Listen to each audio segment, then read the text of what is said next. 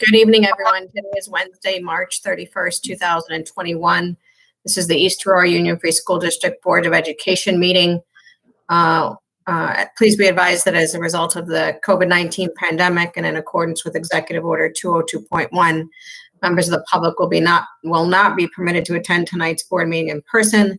Members of the Board of Education are attending the meeting remotely via Google Meet. The meeting can be viewed via live stream today at www.eastaurora.schools.org/BOE MTG Live or via the link on our main district webpage. In addition, the meeting will be recorded and transcribed at a later date. If you have a question or comment for the Board of Education that would ordinarily be read during visitors' comments, we ask that you email those to boe@eak12.org prior to 6:45 this evening. I'm going to call the meeting to order and ask you all to join me in the Pledge of Allegiance. I pledge allegiance to the flag of the United States of America and to the republic for which it stands, one nation, under God, indivisible, with liberty and justice for all.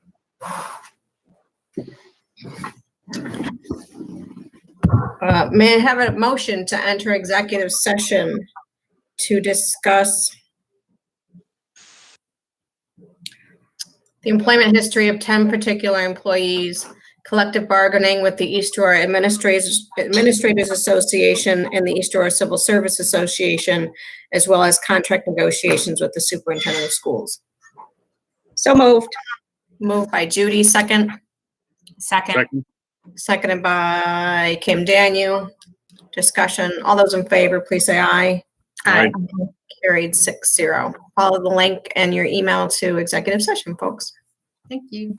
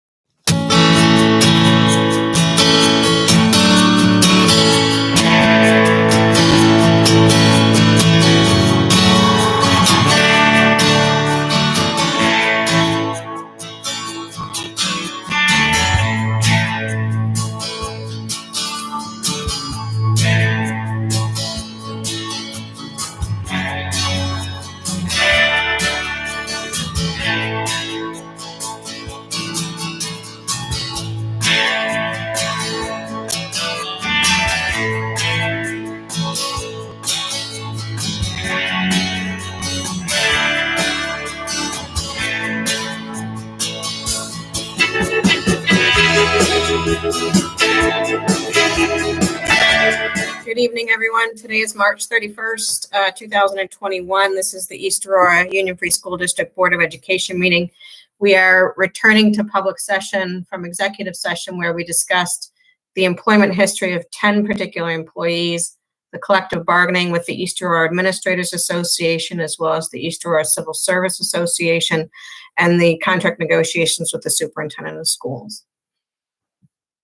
I remind folks that as a result of the COVID pandemic, this meeting is being held remotely via Google Meet. Board of Education members and administrators are attending via Google Meet. The public cannot attend the meeting in person, but you can view it live stream on our district website. And in addition, it will be transcribed. It's being recorded. It'll be transcribed and posted on our website at a later date. Mr. Russ, any agenda changes this evening? No, none this evening. All right. There's no individual items requiring board action, and so I move on to superintendent's comments. No, I just wanted to share with the board today. We we decided to go full remote at the high school for tomorrow, April 1st, because we've had an increase in the number of cases, not only amongst our students, but also with some of the staff. And so just out of an abundance of caution, we felt since there's one day before the break, it would be best for everyone to do our instruction remotely tomorrow. We're very hopeful that over the break, things will clear up and we'll be able to return on Monday, the 12th of April. But we will monitor that closely over the next several days and throughout next week to see where we end up, and we will notify families as we get closer to the end of the break week. Is that all you had on superintendent's comments, Brian? Yep, that's it for now. That's it for now. All right. Yeah. Board president's comments and board member committee reports. I have nothing this evening. Jessica, you? Just a quick thank you to the superintendent and the administrators for holding the task force, the reopening task force meeting, or whatever its name is now. But thank you. That was quite a large group, and nice to see everyone engaged in talking through the process of what is to come next. Right. And Judy Malice, anything this evening? No, just to echo what Jess just said, I really appreciated the task force. I think that's how we can really accomplish things together, and it's important. Thank you. Nothing here. Thank you, Mary Beth. Dan Brunson?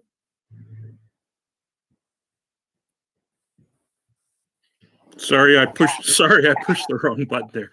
I'm okay today. I thank you. Nothing. Kim Daniel? Nothing, and she's shaking her head no. All right, moving on to administrators' comments. Mr. Membretti, anything separate right now? Just a quick update, point of pride for our district. We were one of the very first districts in Western New York to hold a vaccine clinic on campus. We were partnered with Size and Larwoods, who were wonderful to work with. So we were, that was last Wednesday. We were able to get, we used all 100 doses that we were given. And the good news there is that we really purposely expanded our reach, not just to our student-facing employees, so that would be the teachers, the aides, and the administrators, but we really targeted a lot of our support staff, so that would be folks like first student bus drivers, personal touch food service, cleaners, second shift cleaners, a lot of folks who have not had the opportunity or the ability to take advantage of other COVID clinic or vaccine clinics. So 100 more people that have direct impact on the running of our school district are now back. Well, they have their first shot. They got to come back April 21st for their second shot. But it was a wonderful day of community pride, and just the sense of that happening in the room was just a really, really good thing. So great job to Lisa Brown and her wellness committee for really spearheading that. The unions got behind it. The community pulled together. And again, the good folks from Size and Larwoods were just excellent to work with. Thanks, Mark. I did see another phone number join. Can anybody tell me who that is? That's Travis. He's having some connectivity issues. We got him. Okay, thank you. Great catch. Oh, very good. Thank you. Yep, you're good. All right. Joanne, George, anything separate from budget later this evening? Cindy Marinaccio. Good evening. I don't have any report this evening. All right. Jessica Lyons. Yeah, just real quick, at the last meeting, I know we have some fun things starting to take shape for the spring for the K through 4. So there's not definitive plans, but a few things that we're working on are we're trying to arrange. We can't really do field trips on buses, so we're trying to find things locally where the kids can walk to or bring things to the grounds at Parkdale. We have so much green space. So we're looking at the trip to the fire station, going over to Knox for a couple grade levels, even if it's just for a picnic lunch, change of, or picnic snack, change of scenery. We're looking at trying to get Nickel City reptiles in. For example, first grade goes to the zoo usually. Well, we can't go to the zoo, so we're going to try to bring animals. They study habitats in first grade, so we're trying to bring animals to us. We're going to plan on having a 4th grade moving up ceremony. We didn't get to have one last year. The teachers drove to the students' houses, but we do plan on having some sort of moving up ceremony outdoors. There might be a couple of them, but we are planning on having that this year. We're looking at a couple field trips to the Millard Fillmore House, some barn animals, some llamas over at Parkdale. Glenn Colton is coming and doing a couple shows in June. We missed him in December this year. The Jeff Shelley's Sustainability Club is coming down for Earth Day to present to our 4th grade classes on an Earth Day lesson, and they are going to give every 4th grader a tree to plant at home. That will be in April. Kindergarten, they study kings and queens, and they usually have a royal ball at the end of the unit. We couldn't do that this year, so we had a royal tea instead. And it's just the other day, they all dressed up and they had a snack and learned about, just kings and queens and how that all works. Kindergarten's going to do a Project Owl where they go outside and do some different stations, STEAM stations. So those are a couple things that we have in the works. There's other ideas out there that we're still planning, but we're trying to take advantage of the nice weather in late April, May, and June to get the kids outside to just do some fun stuff to wrap up this crazy, difficult year. Thanks, Jessica. Those are some great suggestions. I look forward to hearing about them when you do them. Yeah, thank you. That's all. Yeah. Matt Brown, anything? Sure, yes. First of all, my apologies for being on the phone this evening. But yeah, very similar to Jess. We've begun our planning for both the 5th graders, next year's 5th graders, our information night for the parents and some buddy days for the students to come over so we can make sure we can do tours and things like that. So we have begun the planning stages for that, as well as the 8th grade moving up ceremony. We are looking at various options. We are definitely going to plan at least on having an in-person experience for the students. And we're just making a few changes this year where we're going to really try to highlight some of their talents and possibly include some 8th graders from our talent show. The talent show, by the way, is up and running soon. The students have been working on it. And that is going to be on the YouTube channel, thanks to Dennis and a lot of his help in that.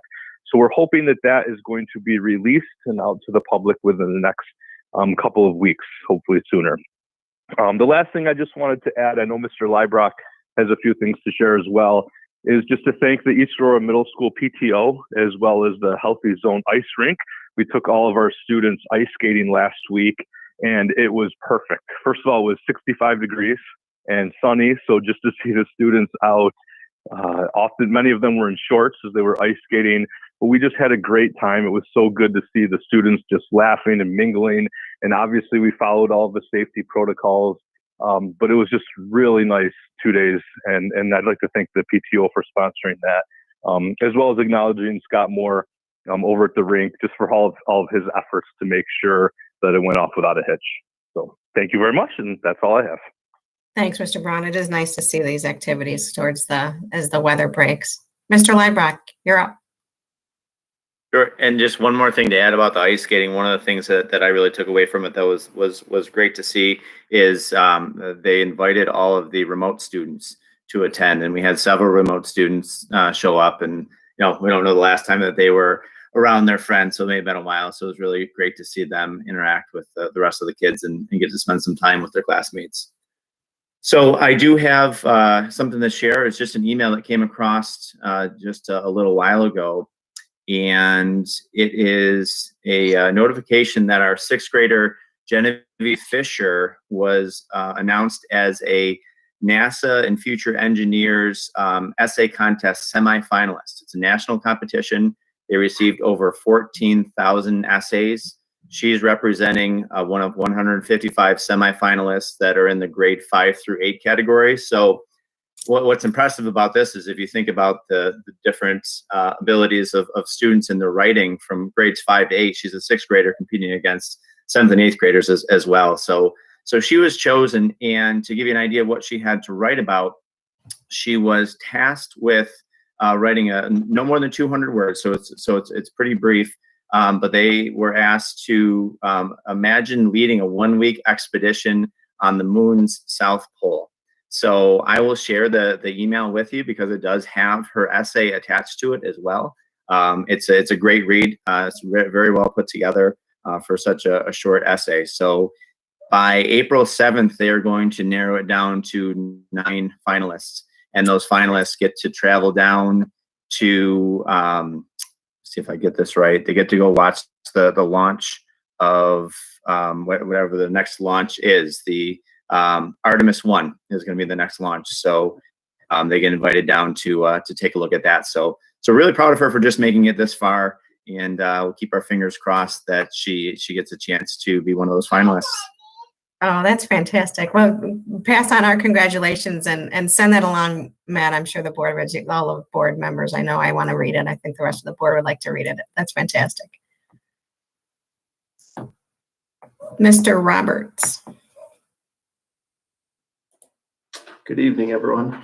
Mr. Moore has the majority of our report tonight, but I'll just give you a quick update on our senior community service day, which is taking place in the end of April. We have a list of 8 locations. We are open to hearing more locations in need. So if a board member has a recommendation, we're open to adding that to the list. But our seniors will spend the day of April 28th at the following locations: Camp Skonokasan, the community pool, Warren Park, Hamlin Park, Sinking Ponds, Knox Farm, some individuals working with our town historian, and the Rural Outreach Center. So right now, those are our 8 locations that our students, along with teachers, will be heading out to for a number of hours on April 28th. So we're excited that list is coming together, and it'll be here before we know it, hoping for a beautiful day on April 28th for this. That's a great way to do the community service hours. So congratulations. And I think that, I think we've talked about this, Mrs. Covert, where many of these new events that have taken place during the pandemic become traditions, and people are already talking about how this maybe becomes a fall and spring tradition for our seniors, and I love that idea. So I do, yeah, I like that one too. Congratulations. Thank you. And if it's okay, I think Mr. Moore has some things to share as well. Sure, Travis Moore, you're up. All right, I'm going to do my best. My Wi-Fi is a bit glitchy, but hopefully you can hear me well. So our Twitter feed has been updated with some awesome announcements. One, we had a student that was honored with being Technical Honor Society. So we're really amped about that. Real honor for him to be there. We also had a 50th anniversary of our high school opening. Travis, can you hop onto your phone? Yeah. Travis, we're having trouble hearing you. Can you undo the phone? There you go. And then you got to mute the computer. All right.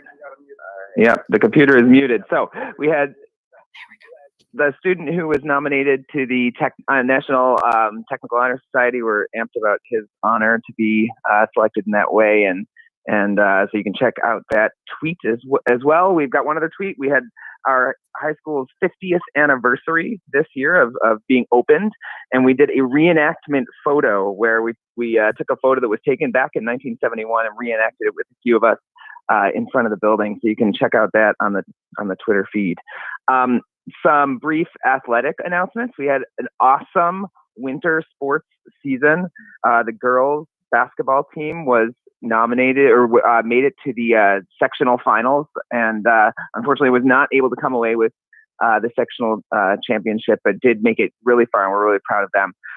The other thing that we had in our season. Our boys basketball team was fantastic. They finished 10-5, and the swimming team won. Once again, they won the ECIC. So real great accomplishments across the board for our athletic teams, and super proud of all of our athletes from the winter sports. Thank you. Fantastic. That's all great news. Doug Wicks, anything? Good evening. No, nothing to report tonight. Awesome. Did I miss anybody? I think I covered everybody. All right. Moving on to visitors' comments. This is the time in the meeting where we read the letters that the board has received. I just want to confirm, Jackie, we didn't receive any additional letters. No, we did not. Okay. Settle in, folks. I have about 1, 2, 3, 4, about 6 letters to read, so it'll take a little while to get through them, but here we go. The first letter we received from Garrett and Leah Mayer on March 19th. It was addressed to Ms. Lyons with the CC to the Board of Education. Hello, Ms. Lyons. I think it makes the most sense to resume full day in person Monday, April 5th for Parkdale. Could you please make it effective at that time? Thanks, Garrett and Leah Mayer. Monday, April 5th would be next Monday. We're on break next week, so I know that's not going to happen. Stick around until we discuss the full reopening plans later in the meeting. Next was a letter we received from JP Marthia. Good evening. I'm writing as a follow-up to a previous letter I sent the board in January 2019 regarding special education programs within the district and asking the board to consider a multi-age self-contained classroom at the middle school with the hope that we may be able to educate East Aurora special education students in their community instead of sending them out of district.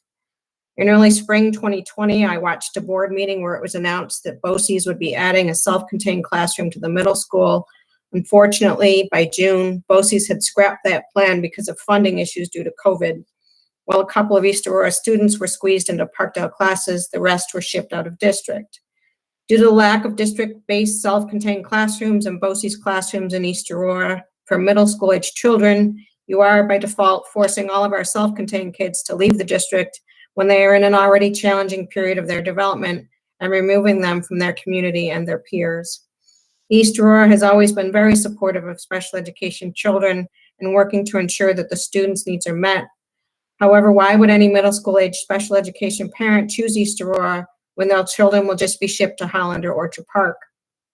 Over the past few board meetings, there have been many community members speaking out about bringing their mainstream kids back into the school. There has been discussion about all that we need to do to support our remote students and not sacrificing their needs. I now ask the district to consider next year's middle grade special education students. As part of the budget considerations, I would ask that a classroom at the middle school be designated as a district self-contained classroom and that one of the special education teachers already on the priority budget list be designated to teach a multi-age 811 middle school class. While this would increase district salaries, it would decrease the amount that is paid to BOCES for instructional services.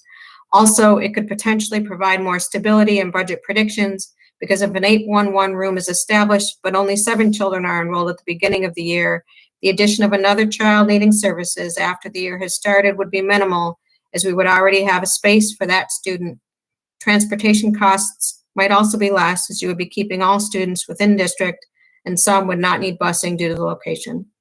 Thank you for considering this proposal, which I believe would support our students and maintain East Aurora's established reputation for special education. Thank you. JP Marthia, East Aurora, New York.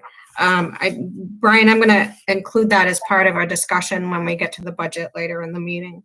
Okay. Next was a letter addressed to the Board of Education from Brandon Sean Patterson to the Board of Education. In light of the New York State and Erie County Department of Health not moving forward with revised guidelines for schools, despite the recent change in CDC guidelines, I am writing with some concerns I have about our current hybrid model of education. If East Aurora School District intends to continue with this hybrid model of education for the remainder of the current school year, I believe some changes should be made to make the experience as close to normal for our children as possible and to help limit the psychological effects the current model has on them. Plexiglass. Plexiglass. Plexiglass has not been shown to be a reliable method of protection against COVID-19 and is also not mandated by the New York State Department of Health for schools with 6-foot distancing. If the school year remains a hybrid model, I strongly suggest we discontinue the use of the plexiglass barriers. Sitting behind plexiglass is an unnecessary negative experience our children do not need at this time.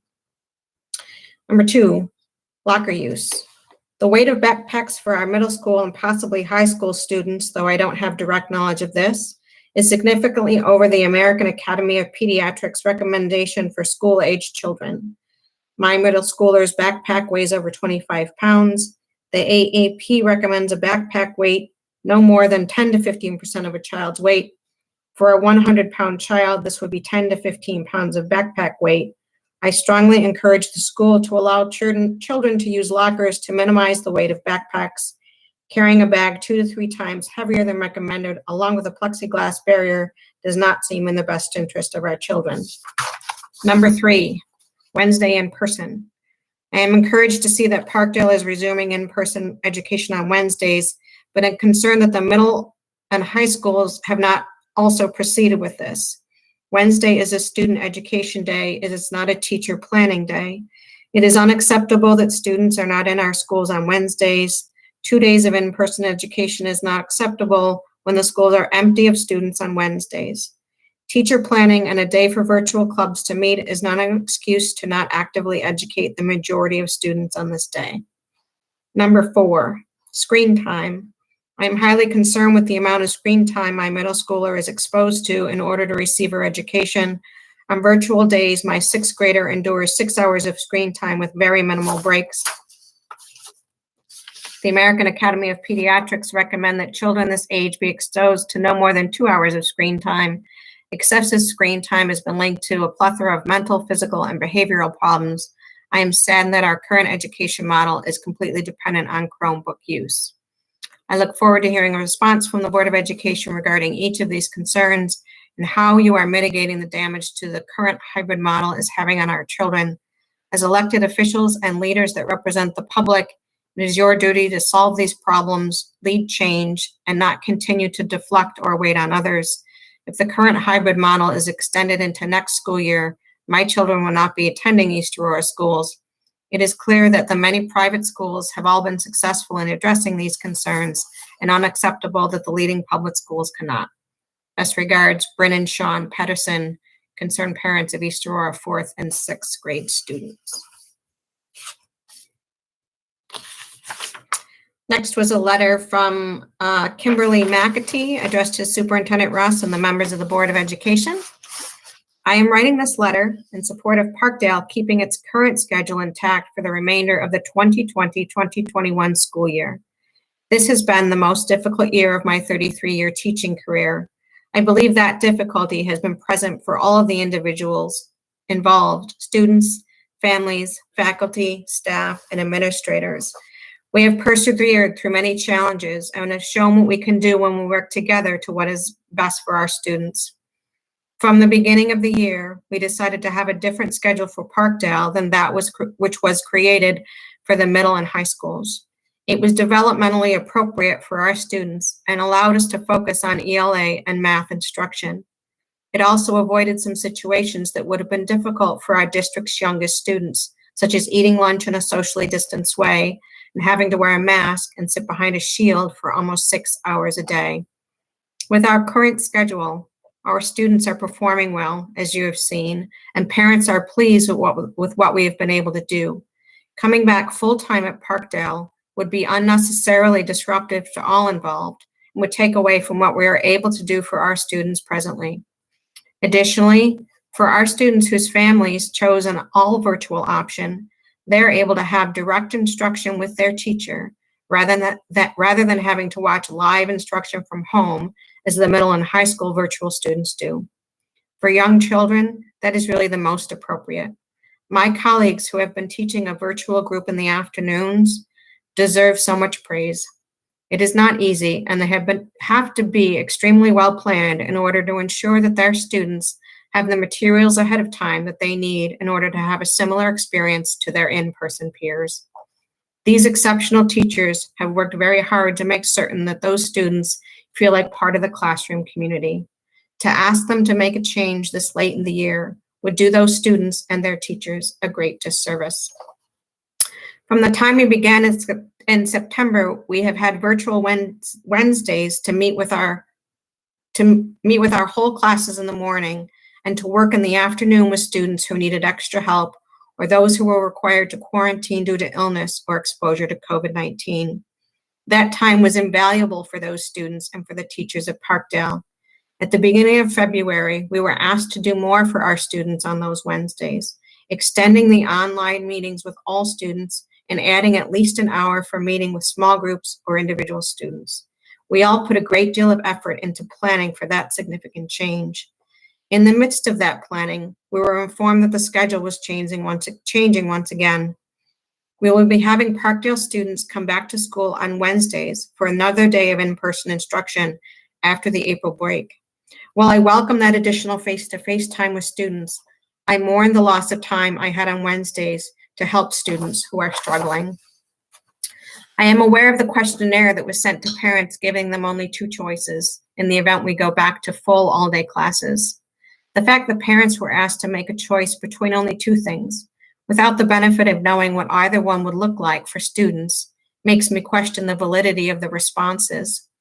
Reading through the comments, however, paints a much clearer picture of what people are thinking about another change so late in the year. Many parents are appreciative of what is happening and what it would like to continue for the rest of the year. She also speaks to having met with folks from the counseling staff and the pressure that school districts are under to open up back up fully before the end of the school year, and that the counseling people have said some things that really resonated with Ms. McAtee. The counselor spoke about the collective trauma that all of us have experienced in the past year. She said that we have the power to correct this, but not if we rush to try to make things more normal during this, normal in quotes, during this school year. If we do this too quickly, we could actually make it worse for students and teachers. She acknowledged that it is important in allowing for corrective emotional growth that we go slowly and not to rush things when emotions are running high.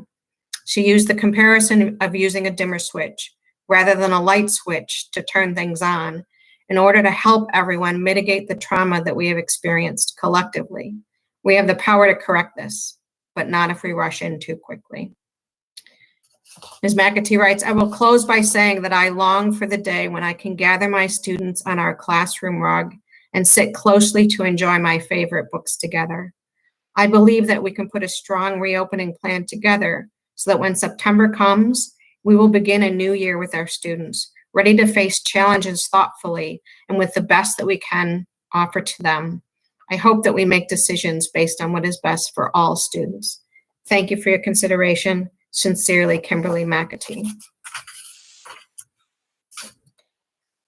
Next, we received 2 letters. It's the same letter from Keith and Dawn Vona, one which was addressed to Commissioner Howard Zucker, and the other which was addressed to Dr. Gail Bernstein at the Erie County Health Department. I'll read one of them because they are the same letter. We are parents residing in the East Aurora Union Free School District. Our 3rd grader has had hybrid instruction this year and was strictly virtual for 4 months last year. Like many children, we have observed his academic progress, enthusiasm for school, and self-confidence negatively affected by this situation. It is essential that New York State schools return full-time face-to-face instruction and that inappropriate COVID protocols, specifically the 6-foot social distancing rule, be removed as a barrier.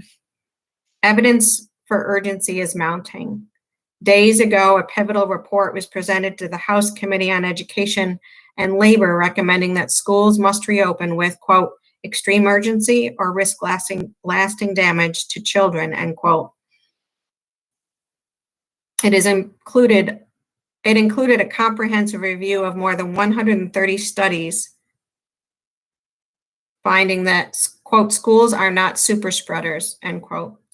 The report concluded, quote, many of the trade-offs of closure, steep learning loss, declines in mental health, and the economic impact on families will have far-reaching consequences that could last for years beyond the pandemic, end quote. Even more disconcerting is data reported by the American Institute for Economic Research on March 17th, 2021, as to the negative mental health status for young people, such as the 334% spike in intentional self-harm claims for students aged 13 to 18 years, and the 31% increase in mental health ER visits for 12 to 17-year-olds. One study in Fresno revealed a 70% jump in youth suicides. It saddens us that COVID has been politicized and that current protocols are in fact not rooted in science, as demonstrated by the inconsistent application to groups of people across districts, the state, and the nation. We can no longer ignore that restrictive COVID protocols, such as the 6-foot rule, are ignoring the obvious negative impact to our children. This ignorant idea of safety is in reality a mental health disaster. We look to you for ethical and proactive leadership. Remove the 6-foot mandate for schools immediately. The mental health and academic well-being of New York State's children rests on your shoulders. Thank you for responding with urgency to our children's need for full-time in-person instruction. And lastly was a letter received from Ms. Austin, our kindergarten teacher. Dear Mr. Ross and the Board of Education, I am writing in regard to the conversation about returning our students to school full-time this spring. As a kindergarten teacher for many years, I felt that I need to share my concerns with you regarding this discussion. No one wants us back to normal more than we teachers do. This has been quite a crazy year. However, we have been making it work. The students are happy, the majority of the parents are happy, and learning is happening. We are moving everyone forward. The students have our routines down pat, and we do not have to worry about any of the expectations and understanding of the rules anymore this year. We are strictly teaching the academic and character education skills expected at this time, and the children know what they are to be doing and when. The friendships have developed, and the children are comfortable and excited to come to school, which is a large focus at this level. If we were to turn this all around and suddenly double the number of students at class at this time of year, we would have to take many steps backwards. We would have to teach what we teach in September and put everything else on hold. This is normally a time when academics are the focus, and we are talking about the move to first grade. The students would be making new friends they have never met in person. Assuming we would be adhering to the 3-foot social distancing, we could not have center time or free play, so they would have to sit all day at their seats. We could not provide movement because there would certainly not be enough space for dancing or exercise. We can hope for all sunny days, but realistically, that won't happen. Will they be sitting at tables, 4 students to a table, or will they each have a desk? They will have to learn to walk in the hallways and attend specials in person. They do not know where the specials are even located at this point. RTL services and therapies will have to happen in school. What will the students miss trying to make this schedule work? Lunch is a whole other event.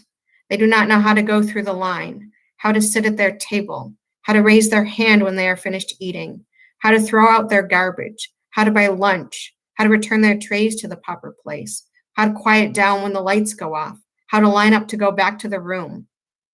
There are some things that we teach each year these are some of the things that we teach each year in September. They get it down in about 6 weeks. By Halloween, we are breathing again and we are able to move into a more academic-based day. If we begin all of this new learning at this time, we'll have to put our academic teaching on hold in order to focus on these tasks. There will be a significant interruption of learning. This will be evident in their reading, writing, and math skills, and it will carry over into the next grade level. Anyone who knows me knows that I focus on the positive in everything. I will do anything for the betterment of my students. I love them and I want what is best for them always. I would never share this letter if I didn't feel that this is not what is best for what is best for my children. They mean the world to me, and I want to see them stay happy and comfortable and love coming to school. Beginning this school year full-time in September would be a much easier and successful transition. Thank you for listening. Sincerely, Sue Austin, kindergarten teacher. So I asked folks again to stick around for the discussion on returning to full-time instruction. But I just have to say that receiving these letters from parents and teachers just reminds me how important it is to have a collaborative approach to the reopening of schools. Hearing from our teachers about the kinds of things that our kids haven't had to do that they would be focused on if they would be to return are things that I certainly wouldn't have thought about as a Board of Education member. I'm not a teacher, I'm not in the classroom. Hearing the comments from parents about what it means for their kids at home. If you have kids at home that are experiencing it, those are the things and those are the voices that need to be at the table. And Brian, I just want to congratulate you again and your administrative team, because I think your approach right along throughout this process has been to take a collaborative approach, to not dictate it from on high, but to listen to all the voices. And I think these letters sort of demonstrate that we do need to continue to listen to all the voices that are out there. People's perspectives are different, and it's important to hear from everybody so that we know that whatever approach we take moving forward, that we're listening to all the stakeholders involved and taking everyone's experience over the last 8 months, last year into consideration as we move forward. So thank you.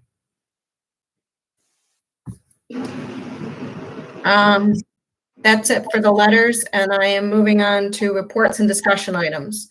Draft 3 of the budget, 2021-22 budget. So Brian and Joanne, you're up.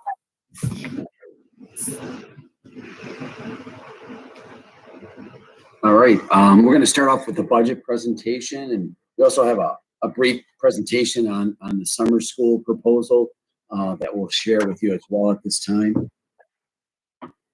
Just give me 1 second. We got a new setup here, so hang on 1 second.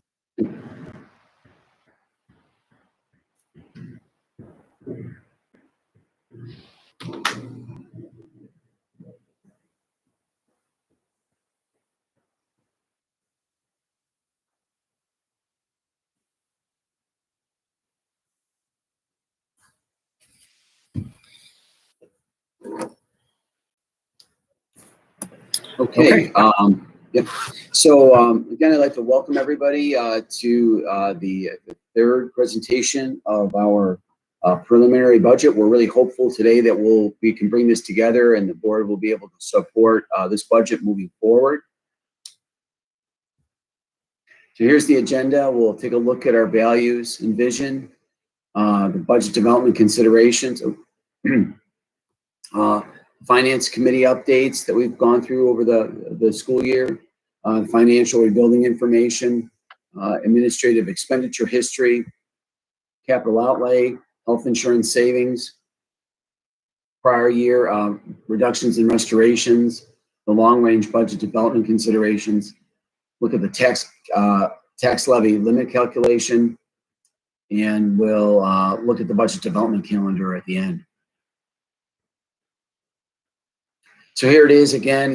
Our values and vision continue to be the driving force behind all of our decisions. As we've gone through, a number of difficult years through the GEA, also this past year with COVID virus and the uncertainty of the state and federal funding. We continue to focus on our values and vision to keep us focused on the needs of our students. Again, we're unwaveringly committed to the interests of our students. We're committed to exercising good care and judgment in managing the resources which we've been entrusted with. We're also committed to conducting our business openly and as objectively and professionally as possible. We are committed to constant improvement, and we are future focused in all of our decisions. So as I said, we started the Budget Finance Committee. It started right off in September, and we do a review of state aid and how things are going in terms of what we've received so far. We met again in October, and we prepared the audit review. We looked at some architectural and construction management RFPs, looked at future capital project information and what might be coming down the road over the next couple of years.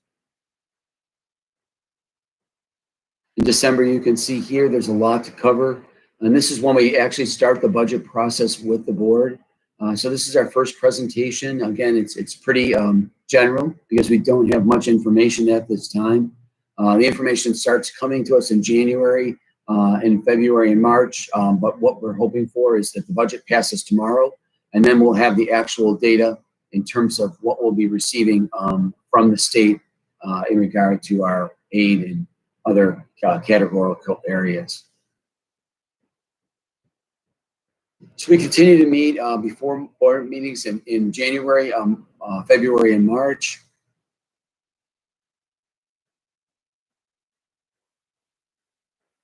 And here it is. We look at our reserves fund at this point. Again, you can see the ones that are highlighted, and this has been part of our fiscal rebuilding. As you know, as we went through the GEA and in 2013, we were in serious fiscal stress. Our total reserves diminished to the lowest point in 2016, and we found ourselves in a very precarious position. So we decided to continue to focus on not only restoring positions as we came out of the GEA, but also repairing our financial position. And that's improved significantly to a point where we are off the list and in great shape currently. The yellow highlighted areas are areas where we may draw from once June hits, to balance the budget. But we're hoping that we have to take very little from the reserves because our financial position has certainly improved.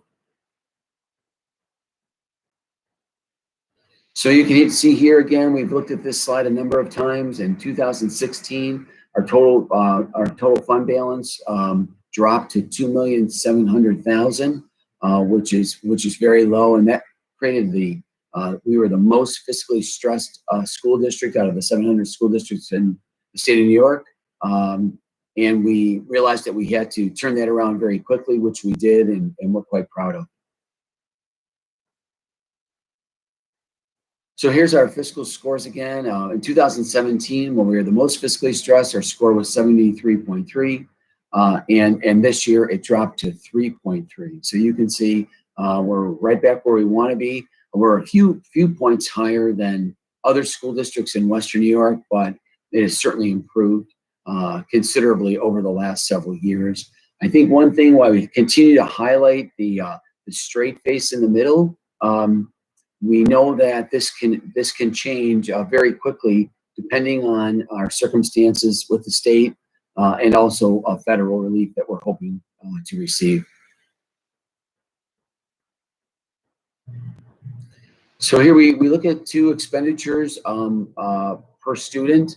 And again, this is something that we're very proud of.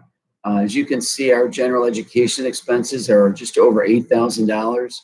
When we look at similar districts across the state, it's over $15,000.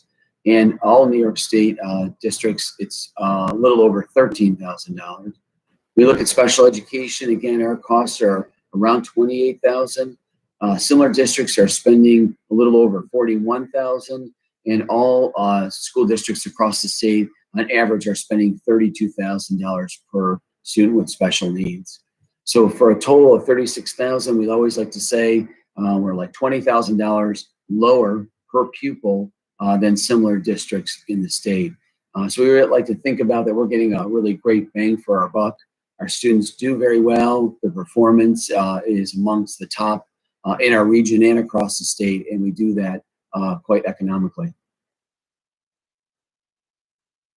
We looked at administrative costs. There were some questions about the administrative structure. As you can see here, since 2016, actually our overall administrative costs have dropped.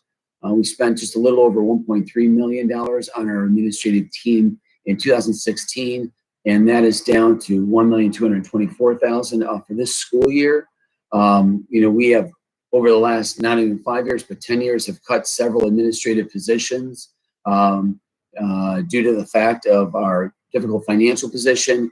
And we did that to support restoring teaching and other support positions across the district. We know that the administrative structure is very, very tight. Elementary and middle schools our size across our region all have assistant principals, and we have one that is split between the two schools. And the administrative structure beyond that at the director level, of course, again, is very tight. Many of them wearing multiple hats to get the job done. So we'll be adding a director of curriculum and instruction this year, but it's actually not adding the position because we did not replace the director of technology when Rich Clements retired last year. So we'll be using those dollars to support the director of curriculum and instruction for the 21-22 school year. And so that's something we're going to have to focus on over the next several years, because I think there are 1 or 2 additional positions that we are going to need to fill in the administrative ranks to kind of right that ship.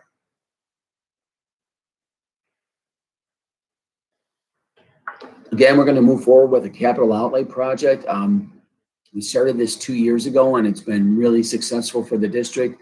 This allows us to do a small capital project of $100,000 or less in any one building each year without having to go for voter approval. $100,000 doesn't get us too far, but we've been able to do some things that were needed across the district. And the area we're going to focus on for next year will be the telephone upgrades. And this really impacts all the districts, some of the telephone upgrades, just to make sure that we have reliable phone systems. We'll also be replacing the classroom handsets. We'll also be doing some window balances that we started in the last capital outlay project to finish that off in the middle school, and looking at some parking lot reconstruction as well. So again, these projects really help us to pick off a few of those things that have kind of been lingering, and it's just been very successful because the aid comes back to us in the very next school year. Health insurance is also another area we'd like to highlight. We showed this last time for the first time, and so our projected, the red line is our old coverage, and that shows a 5% increase over this period of time. Actually, what they were talking to us about, that it could be as high as 19% over the same period of time. So it's going to be somewhere between 5 and 19% increase in our old insurance plan. We worked with the 3 unions to discuss a move to our new model, which has been incredibly successful. I want to thank our employees too, who are very mindful of how they use their health insurance. Lisa Brown, again, for running our wellness as our wellness coordinator, talking about healthy choices with our staff and providing a number of opportunities in terms of wellness for them throughout the year. So we've saved just over $2 million over the last 2.5 years in expenditures related to health insurance. And so we're very, very proud of that. And then again, that money, those monies are able to be used to restore positions, which I think has been very, very valuable. So again, when we looked at the reductions, we continue to see, especially like the lines around administration and the 23 positions in the teaching ranks have had a significant impact on our programming. We're restoring that slowly over time, especially in the area of teaching staff. We probably won't restore all 23 positions, but we're going to continue to need to restore them to do some of the things we want to do at Parkdale, the middle school and high school, in terms of reducing class size and maintaining consistency at each grade level, getting back to an 8-period day, providing some additional AIS intervention services for our students. And so we'll continue to build upon that over the next several years. We added, actually, we were able to replace our social worker retired about 6 years ago. But we were also able to add an additional social worker as we recognized the needs of our students. This was actually even before the COVID vaccine came on the scene. We were seeing an uptick, especially at the middle and high school in regard to needs related to mental health.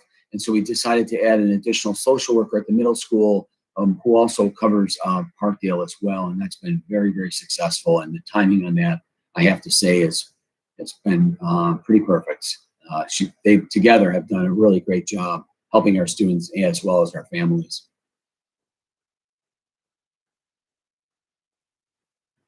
So so looking at the long range, we rearranged this chart a little bit based on our conversation from last meeting. We're looking at 2 elementary teachers, and the total cost for that is just over $127,000. We're suggesting to restore one of those positions, which will cost $63,906. Also, we're looking for technology teacher on special assignment. Again, one position there for $45,600. And then the teacher aides, what we found out is Joanne continued to work through the numbers, is that we were able to reduce, and I think we shared this last time, we were able to reduce the number of aides when we went to the 4-day cycle for this school year, but she maintained the numbers from the 19-20 school year. So when we went back and looked, we didn't have to add any additional aides, even though we're going to be rehiring them to help us with the new 5-day schedule at Parkdale, and eventually when we do come back full time. So that's a positive thing, that there won't be any expense associated with that. So we look at the high school, and can we just back up one slide too? And one thing that's still on the back burner is that reading specialist at the middle school. We're going to see how the numbers actually come in tomorrow. We're really hopeful that the budget will indeed pass at the state level, and we'll know how our numbers look definitively. And that may be another position that we consider to add into this budget. We look at the high school. The second bullet down is 0.6 to 1.6 FTE in phys ed. We're looking at a 1.0 restoration, which is about $45,600. Maya Learning, that is for career and college and career prep through our counseling center. We're going to add that. That'll be included actually in the BOCES budget, so that won't be coming out of the general fund. It'll be part of the BOCES budget for $8,875. And then the 4 additional 6th assignments, that's included as well for a total of $33,200. And we're really hopeful that's going to get us back to the 8-period day, which will really open up the high school schedule and create a lot of flexibility and additional opportunities for our students. That one's a little tenuous. It may be a 5th or 6th assignment, but it's relatively inexpensive to make that happen. At one point, if you remember, we had, I think, 2 or 3 or 4 teachers that we thought would need to happen. But just due to the fact that we have, we've had a slight reduction in the number of students at the high school, and how the schedule has changed over the last several years, that we're able to do it a lot less expensively. In technology, we're looking for 2 junior systems administrators, and we're planning to hire 1 for next school year, and 1 workstation administrator. And we'll be hiring 1 of them as well for $41,178. I can't see the bottom.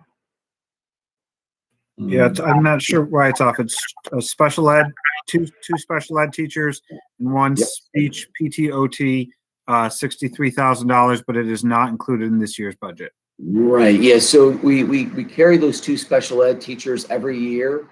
So that's why we indicated that it's budget neutral. It's something that we just put in, and typically we use a portion. Sometimes we use the whole thing.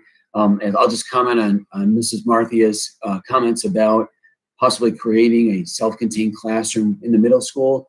That's something that we always consider for our students who aren't able to participate either in our classrooms or in the BOCES classrooms that are within the district. And so I had a chance to speak with Mrs. Marinaccio about this already. And so we are seeing if that is possible to create a classroom at the middle school. So that would require us to hire an additional teacher, but it would also allow us to not have to pay those tuitions of sending those students out. So it becomes what we indicated there is basically budget neutral. Even though we'll be using one of these FTEs, we won't be spending tuition dollars on the other side. So we're really hopeful we can make that happen. Again, there are some restrictions in terms of age range and ability. So we have to make sure that it all fits, but we're hopeful, and we'll be working on that over the next several weeks, and we'll have an answer for you at the next board meeting. Buildings and grounds, again, we're looking at a grounds truck of about $58,900, and that was reallocated from other areas of the budget. So that won't be any additional expenditures for 21, 22. And a little below, like I said, we're going to be adding the Director of Curriculum and Instruction. Again, that's a reallocation because we had money built in originally for this position. We used it last year to hire teaching positions because we did not add an administrator. Once Rich, the Director of Technology, retired in July, we did not replace him this year, again, to save those dollars, and Mark picked up those responsibilities. And then we are now going to use that money to fund the Director of Curriculum and Instruction in the 21-22 school year. Also, there will be another administrative clerk added. We cut out several secretarial and clerk positions. I would say probably at least 5. But we've realized that we're really shorthanded and we need to restore at least 1 clerk, and that'll be something else we keep an eye on for the coming school years as well. We put in a 1.0 FTE SRO. We are still in discussions with the town and the village, and we made some progress. Right now we have a half-time SRO. We spoke about moving to a half-time and a full-time, where the full-time person would be stationed at the high school and the half-time person would be split, who is currently Officer Aurora, split between the middle school and Parkdale. That's another position that we're considering for this year. We just have to work out the details with, like I said, the town and village. So our summer school program, we'll be having a presentation for you in just a moment. So we're looking at the cost of the 3 programs. We need 5 teachers initially, 4 teachers at the middle school and 8 teachers at the high school. The middle school and high school will focus, and like I'll just wait and share that presentation with you in just a minute. So we're gonna be doing a little bit. It'll certainly look different. Middle school and high school, Parkdale and the middle school will look similar, and the high school program will be based around credit recovery. So we'll explain that in just a bit. And at the district level, again, this is for the summer school program. We will need 1 nurse, K-12. We're going to need 2 special education teachers and 4 aides, 1 school psychologist, and then that's budget neutral because our psychologists and our counselors and social workers are here throughout the summer, so they'll be able to support us because they're already on site.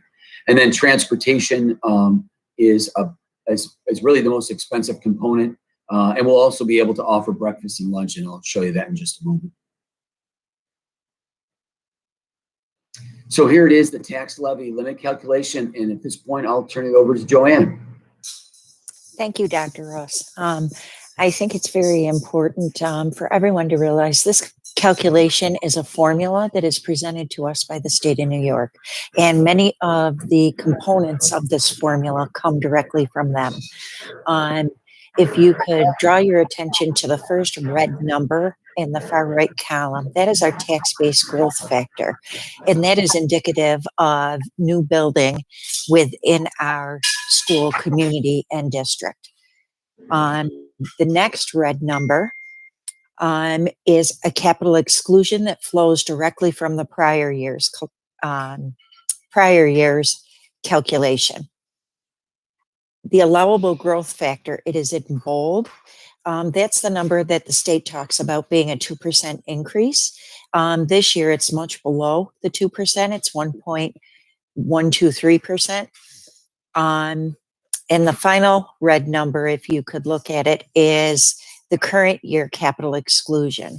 When the capital exclusion in the top part of the formula and the bottom part of the formula become closer and closer together, that is when our tax cap will start to stabilize, which we've been working very hard over the past several years to make happen. When all is said and done with the tax cap calculation, our allowable percentage increase is 3.81%, which is just over $900,000.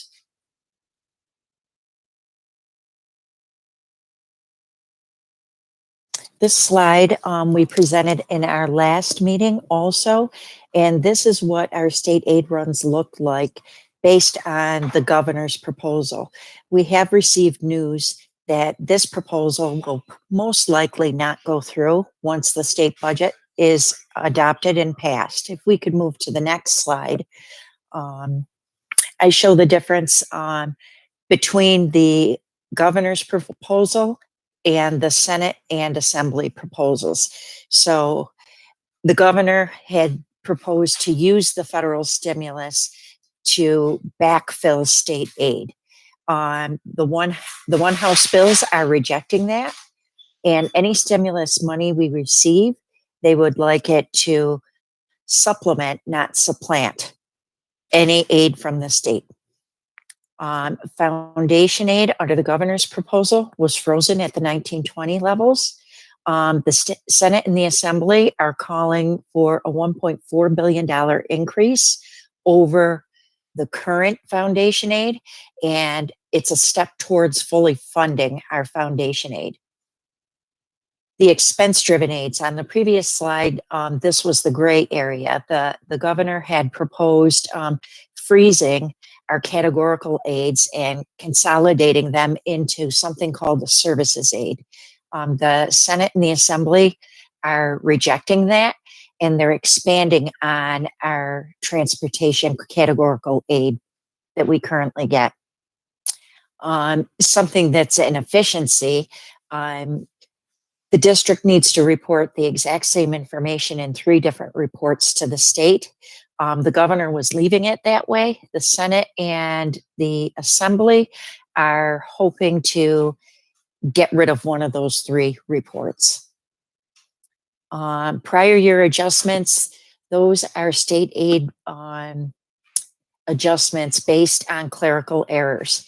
If there was a clerical error and aid is due to the state has been funding those over a 10-year period. The governor's proposal was to stop any of those clerical error mistakes driving aid to the districts. The Assembly and Senate are rejecting that and actually expanding upon it and trying to get the money in the district's hands in a quicker manner. The governor's proposal wanted to include STAR, which is part of our tax levy, in the state aid runs. This is being rejected also by the Senate and the Assembly. And the Senate and Assembly, we talk about being allowed to carry a 4% unallocated, unappropriated fund balance. The Senate and the Assembly both have different proposals on expanding that and increasing that for a short time period while we're recovering from the pandemic. Can I just comment on that just for 1 second? I just want to thank Senator Galvin. I had a chance to speak with him with a number of other superintendents and working with Joanne. She really works through the proposals, and a lot of what the governor was originally proposing would have been really bad, not only for our school districts, but for all school districts across the state in regard to shifting of categorical aid and the STAR exemption and some of the other things that he was proposing. And Senator Galvin got behind our suggestions to kind of reverse all of that, and that's actually what happened. I'd have to say this is probably the best situation we've seen in many years in regard to the state budget. So we're just very grateful for their work.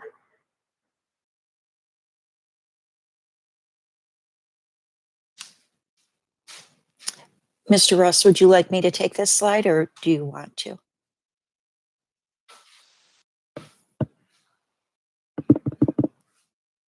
You can go ahead.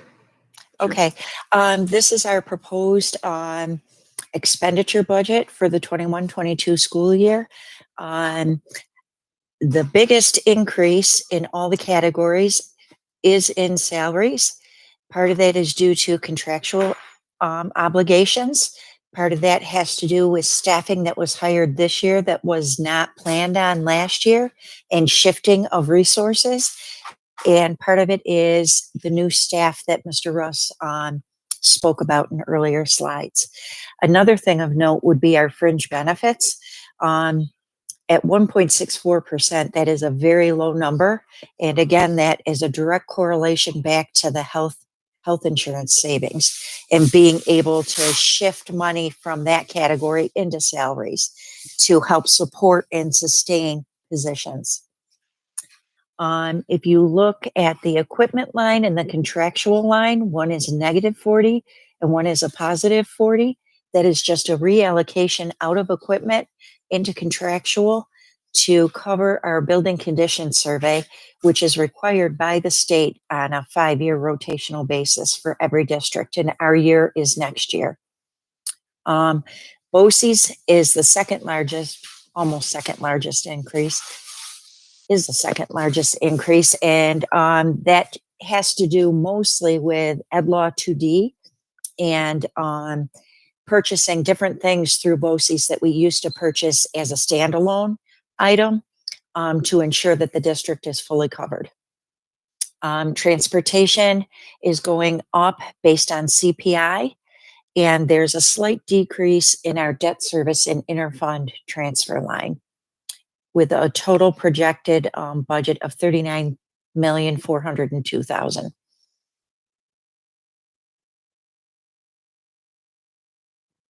Our revenue projection is exactly the same as the last board presentation, with one new line that is bolded about the 4th line down, anticipated state and federal aid. And that was our gap. And based on the Senate and the Assembly's information and the information regarding the federal stimulus, I put that number in there to ensure that our budget was balanced. And we're hoping to have that tomorrow if the state meets their regulated time frame.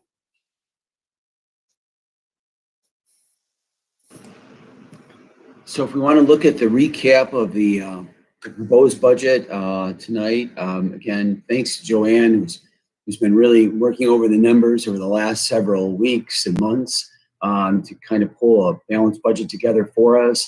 Again, some things came in better than we anticipated. The Senate and the Assembly, again, have worked on behalf of the school districts to I guess, get us in the best position that we've been in, like I said earlier, in several years. Currently, we're at $38,171,727. An increase is just over 1.2 million for a proposed budget of $39,402,757. Increase budget to budget is about 3.22%. The projected gap right now is 0, and the tax levy limit increase is 3.81%. And again, if we look at how does that impact our taxpayer, and we've typically looked at the town of Aurora $100,000 assessed value. It would be about $109 per year. So that's just a little under $10 a month. And then again, I think also what's important too is the projected tax rate increase is it red or pink? Is at 2.36%. 2 more minutes. So if we look at the 21-22 budget development considerations, again, we're kind of getting to the end of the process, but we've had a lot to think about in regard to education during the pandemic and all the challenges that we faced. Additional expenditures related to creating safe environments for our students, providing additional assistance for those in need. So it certainly has been a challenge. Of course, the future of state aid, which we've now gotten some good news on, and we're very pleased because the original formula would have been very detrimental to the district. maintaining the rebuilding of East Aurora educational programs. As you can see from the additions, we're going to continue to move forward with reducing class size and trying to bring consistency to our classrooms K-4, providing additional supports for our students, and also getting back to the 8-period day. We continue to maintain our facilities with the utilization of the $100,000 capital outlay project, which has been very, very positive for us. And also we're going through the RFP, as Joanne mentioned earlier, for our 5-year facilities overview. Again, we're working towards stabilizing the tax cap, and we're grateful to our community members for supporting our budgets over the last several years as we not only rebuilt our programs, but also rebuilt our financial stability. Right now, we really want to maintain a 4% unappropriated fund balance and rebuild our reserves, and we are hopeful that they may allow us to increase that unappropriated fund balance in the future.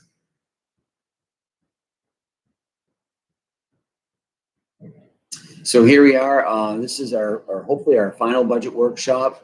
The adoption of the school district budget and property tax report card comes on April 21st. That's our next board meeting. From there, Joanne will submit the property tax report card. The budget documents are available on April 26th. We hold the hearing on the proposed 21-22 budget on May 5th. And then we mail out the notices, and then we have the annual budget vote on May 18th.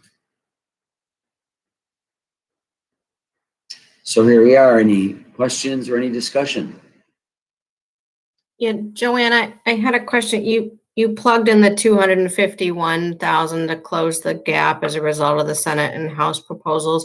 Are you expecting that we might get more than that? And I would be hopeful to get more than that. I think it's going to be close to that. Okay. Ms. Carver, if I could just wait a minute, we have to dial Mr. Seghetti back in, so you will hear a ringing. So you can continue to talk, but just wanted to alert the room to what's happening. Thank you very much. Dan, your hand is up. Hey, thank you. A couple things relating to that one line item. Can we go back a couple slides and look at the potential revenue picture? Yeah. The anticipated state and federal aid of $251,261. Obviously that's a conservative figure. I appreciate the fact that that you've worked so hard to have a balanced budget, and this is indeed a balanced budget at this point. But I think it's a very conservative figure when you consider the fact that the federal government's budget for additional aid that we might receive, although it's a one-shot aid, is well over $1 million. And the conversation at the state level is looking pretty optimistic. So I guess my only point is that I think we should consider this one-time infusion of money. And I notice you haven't included in the expenditure lines the one item relating to this summer school program that you're anticipating paying from additional aid that might be received. I would like to suggest that the district consider several other options as well. I very much appreciate that there will be a summer school program.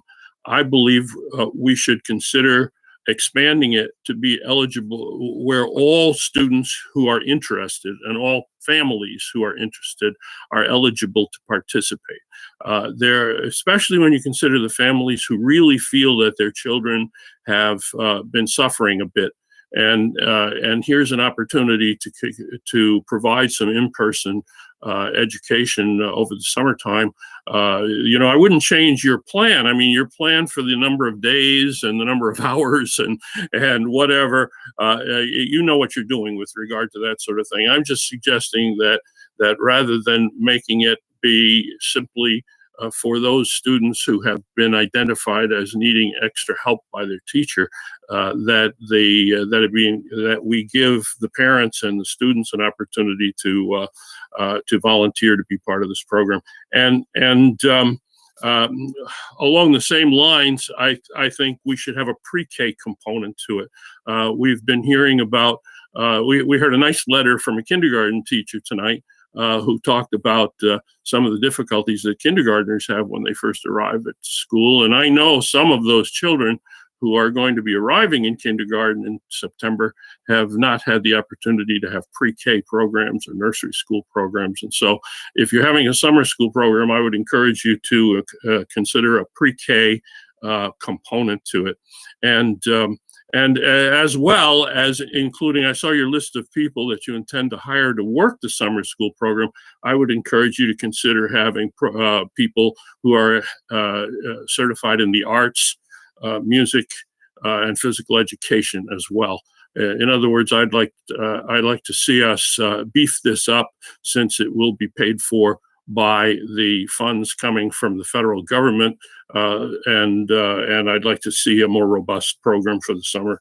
And I'd also like to see us consider for the fall, if this money is significantly more than the $251,000 that's projected here, I'd like to see us consider some other things like tutoring programs, extended day programs, perhaps even hiring some additional teachers to keep class sizes smaller, so that the students, when they arrive in September, are not faced with, and the teachers are not faced with classes that are significantly larger. And I just think that if you leave some flexibility in your budget to be able to do that, and then fund it with the federal monies, that this would be a one-time expenditure to help offset some of the deficits associated with the pandemic. So that's my suggestion for thinking about planning for summer and for next year to address some of these needs. And the only other question that I have is, I'm wondering whether we are going to receive a line item budget as a board. We've always received a line item budget to look at in the past, and before we vote on approving the budget, and do we need an additional meeting later, rather than waiting till the night we have to adopt this budget at the end of April? Do we need an additional meeting to further discuss the details of the revenue picture as it materializes, and to finalize some of the expenditure concepts prior to the night that we have to vote on it? So before we move on, Joanne, you had your hand up to answer the question, but before I ask you to do that, does anyone need anything else with respect to the presentation slides? Because right now the public cannot see anybody talking, and so Mr. Brunson, while you made some great points, nobody could see your face who was watching. That might have been a benefit at home. So before I want to get back to, a meeting where folks can see who's talking and what the responses are, but does anybody have a need to go back to any of the slides? And give me a thumbs up if you do, as opposed to a raising of the hand. Okay, so not seeing that, I'm going to ask Mr. Manready to take that down. And then Joanne, you had your hand up. I don't know whether it was to respond to Dan. Yes, just two things. The federal stimulus money, yes, we know it's coming in, but we do not know how we need to record for that. So we do know that the summer program is a qualifying program for the use of those federal stimulus monies. So that's why it's separate right now. And Mr. Brunson, yes, you will be receiving a line item budget. I just didn't want to go through all that effort if tonight's presentation you wanted to change anything on the expenditure side. So once if the board is okay with it tonight, then I will have that done, and you will receive your budget book prior to our next scheduled meeting, so that everyone has time to review it and send questions before that meeting. All right. So the question then for me is, do I see the need to change the expenditure side? I'm not sure whether I do, because I think I want to be sure that there's enough money there to do a robust summer school program. And if the district decides to do it, I'm just one board member making a suggestion here. The rest of the board may decide that's a bad idea, or the superintendent may think it's not possible to do it. That's fine. But I just want to be sure if indeed the district were to decide to do it, that there's enough money in there to do it. And the same thing about class sizes. I just want to be sure that you have enough unallocated money for salaries in there, so that if we decide that 20 students in a class is as much as we want to allow for the coming year because of the circumstances that we've had to deal with, that we have enough money to do it. So that would be my only reason for wanting to change the amount of money allocated for expenditures. Would be if the budget, if you didn't think it was adequate, because as you well know, you're not supposed to spend $1 more than is approved by the community when they vote for the budget. So I don't want to find us partway through the year and saying, oh, gee, we'd like to hire one more teacher, but it'll put us over the top and we won't be able to do that. And Dan, I don't disagree necessarily with the summer program, but I do think, from my perspective, I leave it to Brian in terms of who's gonna, what staffing is that gonna look like, and how's that gonna work, and where's it gonna be, and how many people are gonna participate in it. If we open it up to everybody, what does that look like? But I'm a little reluctant on your suggestion of hiring additional teachers with one-time dollars to reduce class sizes, only because I can anticipate the next year. And if it's not sustainable, I really hesitate to say, let's do that with one-time dollars, knowing we're going to do it for 1 year, because I don't think that that's going to be something you can dial back from. Well, I know what you're saying. Once you hire a person, it's a shame to let them go. Yeah. On the other hand, I'm hearing discussions about how we might be able to open in September under certain stressful situations, and this may not be a normal year coming up. And I agree, in a normal year, I would never want to spend one-time money on salaries, but this is not a normal year. And so the potential is that this one-time money could help cushion this transition from what we're doing now to what we hope to see as a permanent situation. So I understand what you're saying, and I appreciate the fact that we don't want to be dig ourselves a hole for the following year. So I'm not sure how that would work. And I certainly respect the administration's and the professionals' right to design the educational program, whether it's a summer school program or any other. But I think there's a community aspect to it, and what is taught is part of the community aspect, not how it's done or who you hire or what, but I think that there are enough people in this community who value things like art programs and music programs, that they would support the notion of a program for this summer, maybe not every summer, but for this summer, that's a little different from what we might otherwise do in a normal summer, when our purpose is to deal with students who have a specific academic need. So that's my take on it. And I think, if you could sort of have, a voluntary program for some aspects of it, and a more pressure put on for some folks who need it, the academic side of it for other parts might work. But Jessica, your hand is up. Is that me, Mary Beth? Yes. Thanks. Thank you both. I agree with what I'm hearing from both of you, and I'd raise my hand for precisely that reason, to say, oh, watch out, one-time funds. I absolutely agree. I think in conversation and in listening on the task force, I think we're going to be in a tough spot to balance that class size and the need to use one-time funds to do so. I think we'll just need to be very careful with the communication aspect, and maybe there are creative ways to do that, because of course we don't want to promise long-term positions for folks who may be filling a gap that is to get us to the place where we can get everybody in a classroom.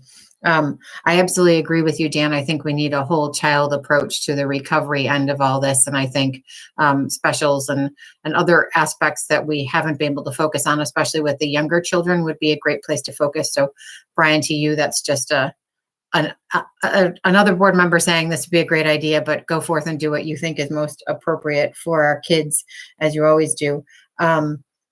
And let's keep talking very publicly about what we're going to be doing with the funding. I look forward to seeing what funds we have from the federal stimulus and how that works in its own one-off budget. That would be great to see when you're ready. And then I just wanted to say a quick thank you on the update on the staffing or the staffing requests.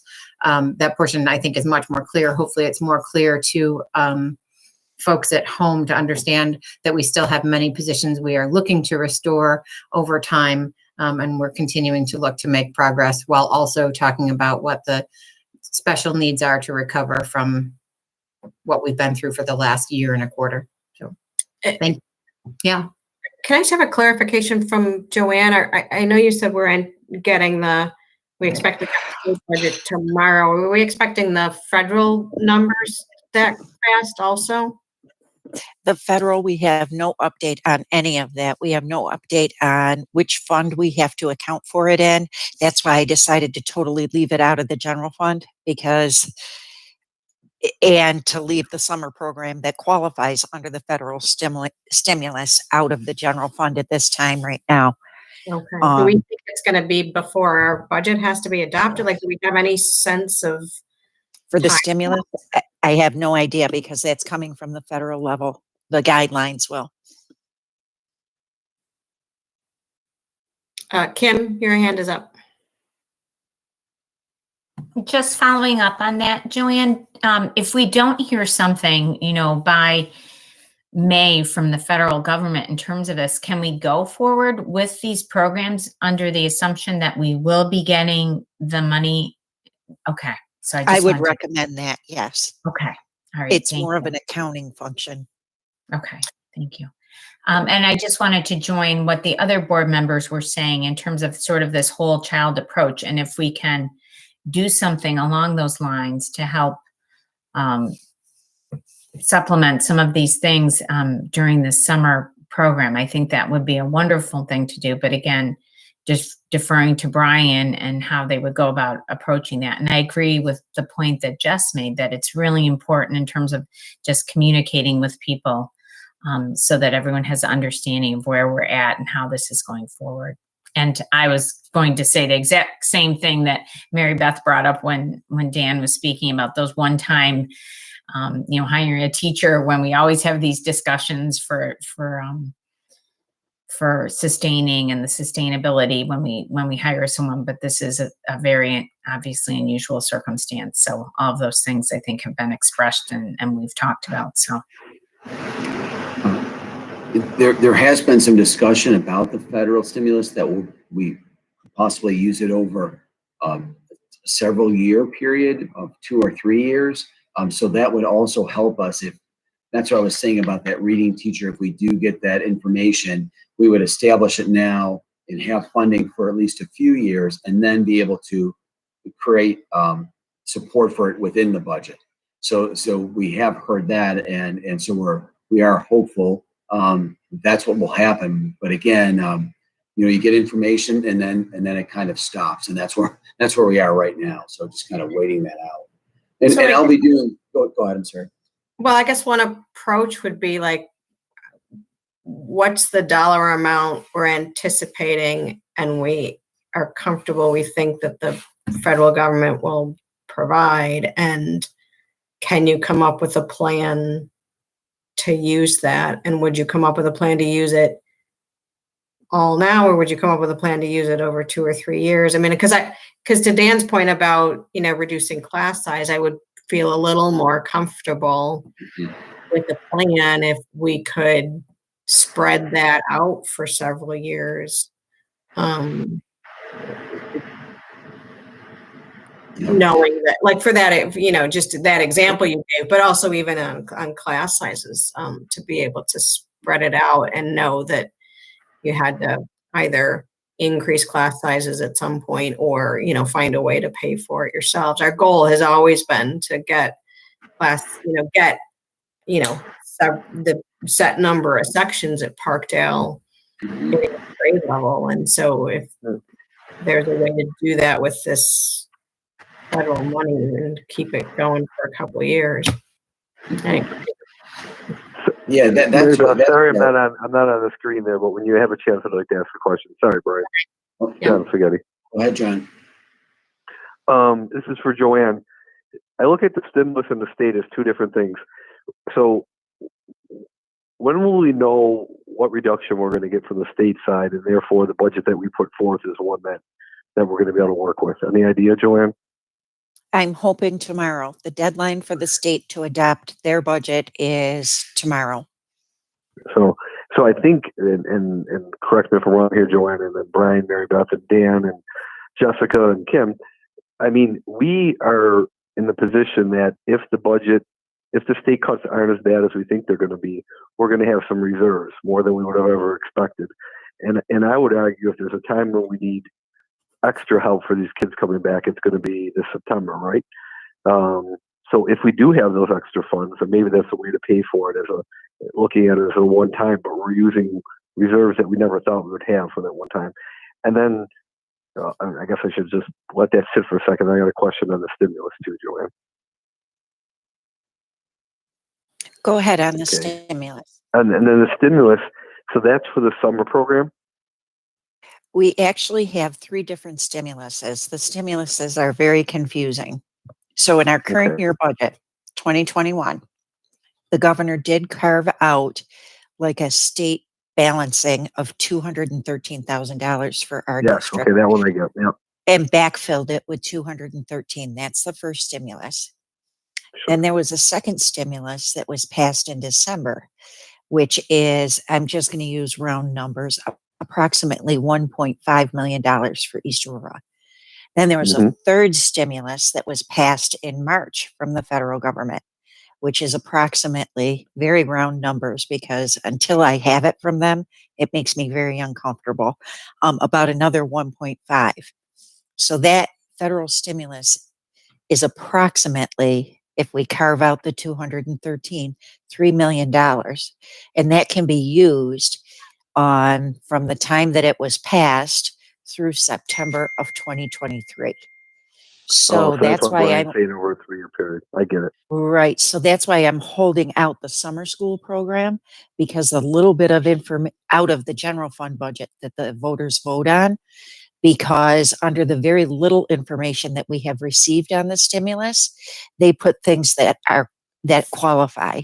So a summer gap makeup is one of the things that qualify.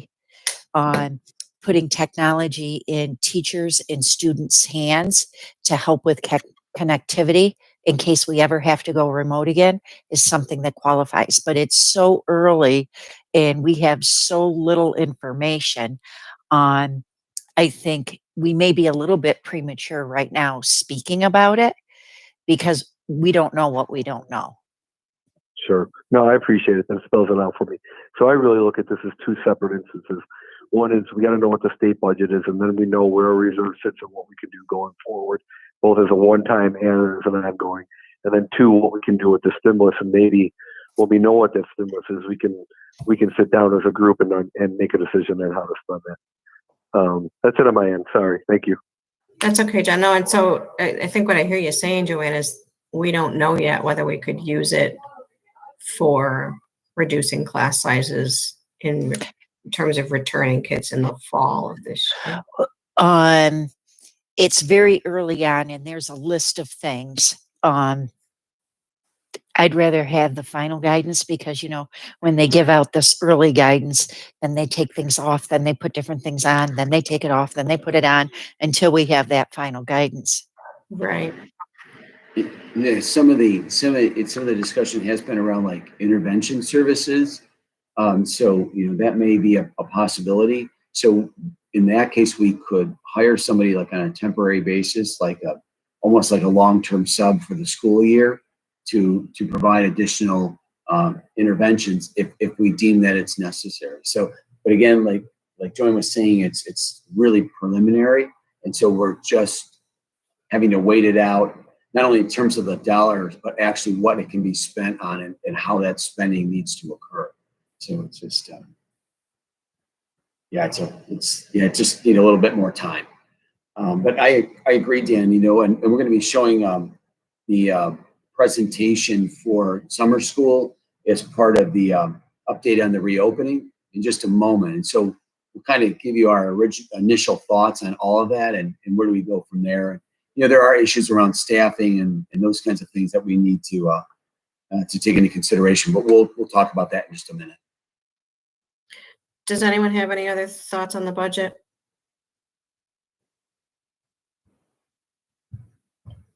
Jessica, you had your hand up or no?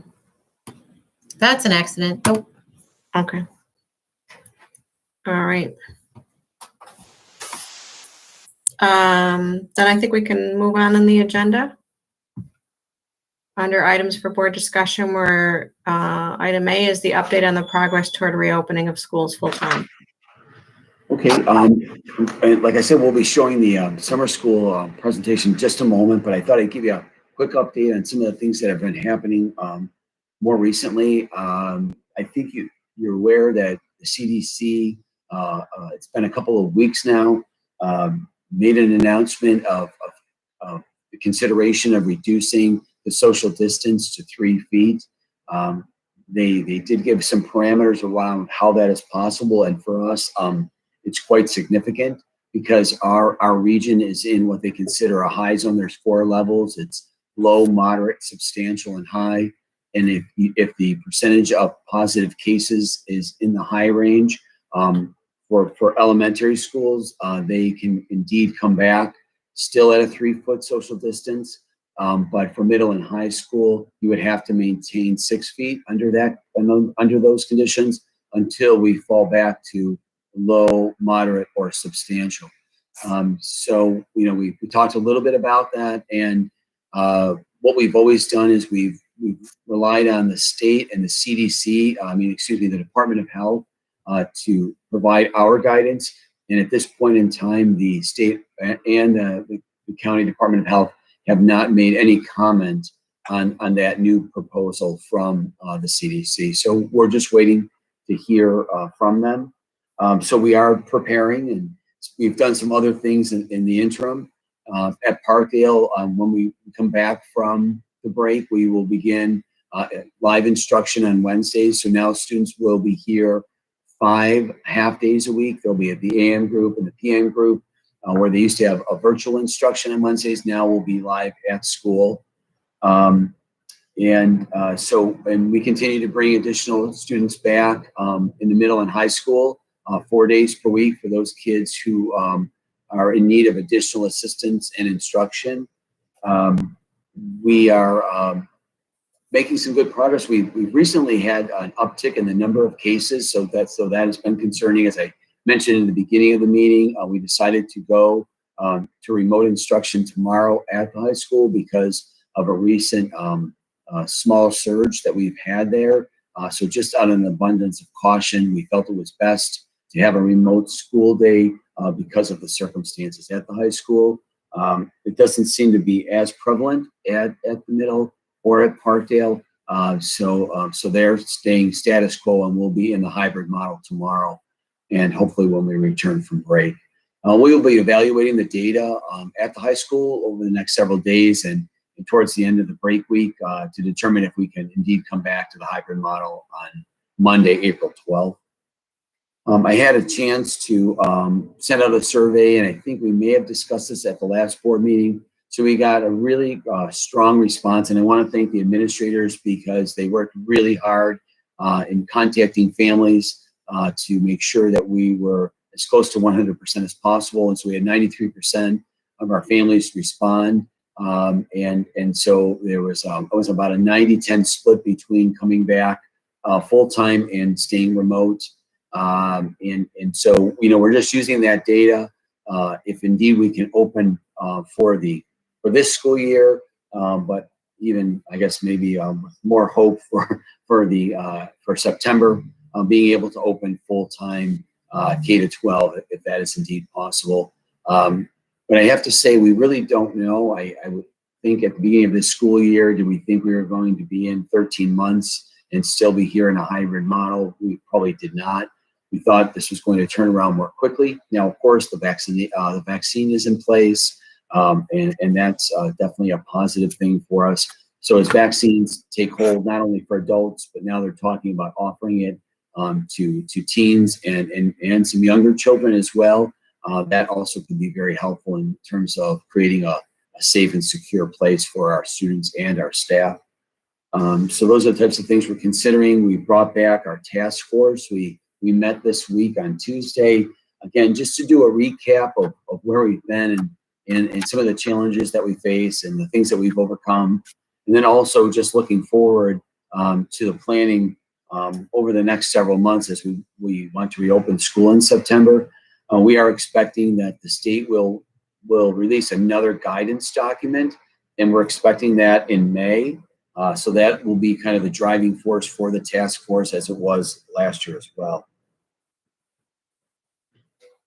I also met again this week with Ms. Lyons, Mr. Leibrock, and the parent group that we met with about 2 months ago who had some concerns about coming back, first on Wednesdays and then on a full-time basis. We had a really good conversation with them, and I shared some of the progress that we made in terms of planning. And they seemed to be very pleased. So I thought it was a very productive meeting, and I was grateful that everybody came back together to have that conversation so that they continue to be well informed. So that's kind of where we're at right now. Again, I think it's been positive in many ways. I'm very proud of the instructional models that we've put in place. We looked at assessment data at Parkdale. We've looked at information anecdotally at the middle school and high school, and really feel good about the progress that our students are making academically. Of course, there are some gaps, and there are some students who are certainly struggling, and we're doing everything we can to provide them with additional support. We've also turned a huge focus on the mental health and wellness of our students and staff. Our social workers have done a fantastic job providing support materials for our families, as well as direct therapy and support for our students, along with our counselors and along with our school psychologists. So that crew has really worked very hard to create a positive atmosphere and support for our students. So I think all of that has gone quite well. We're looking, like I said, with the hope that we will be able to reopen in September, but if that isn't possible, we're working on Plan B, how we can adjust, our facilities to support more students coming back full time under a 6 foot social distance requirement. Again, that's a challenge, and it's something that it's a work in progress, and we'll be sharing that with the task force and getting their feedback as we make progress over the probably next several months. Like I said, once we get some information in May, that will really give us some guidance, and then we can see what we need to do in regard to opening school, while also considering the data around infection rates and those types of things. So again, I think it's been really positive. Does anybody, Dan, I see you raised your hand. Go ahead.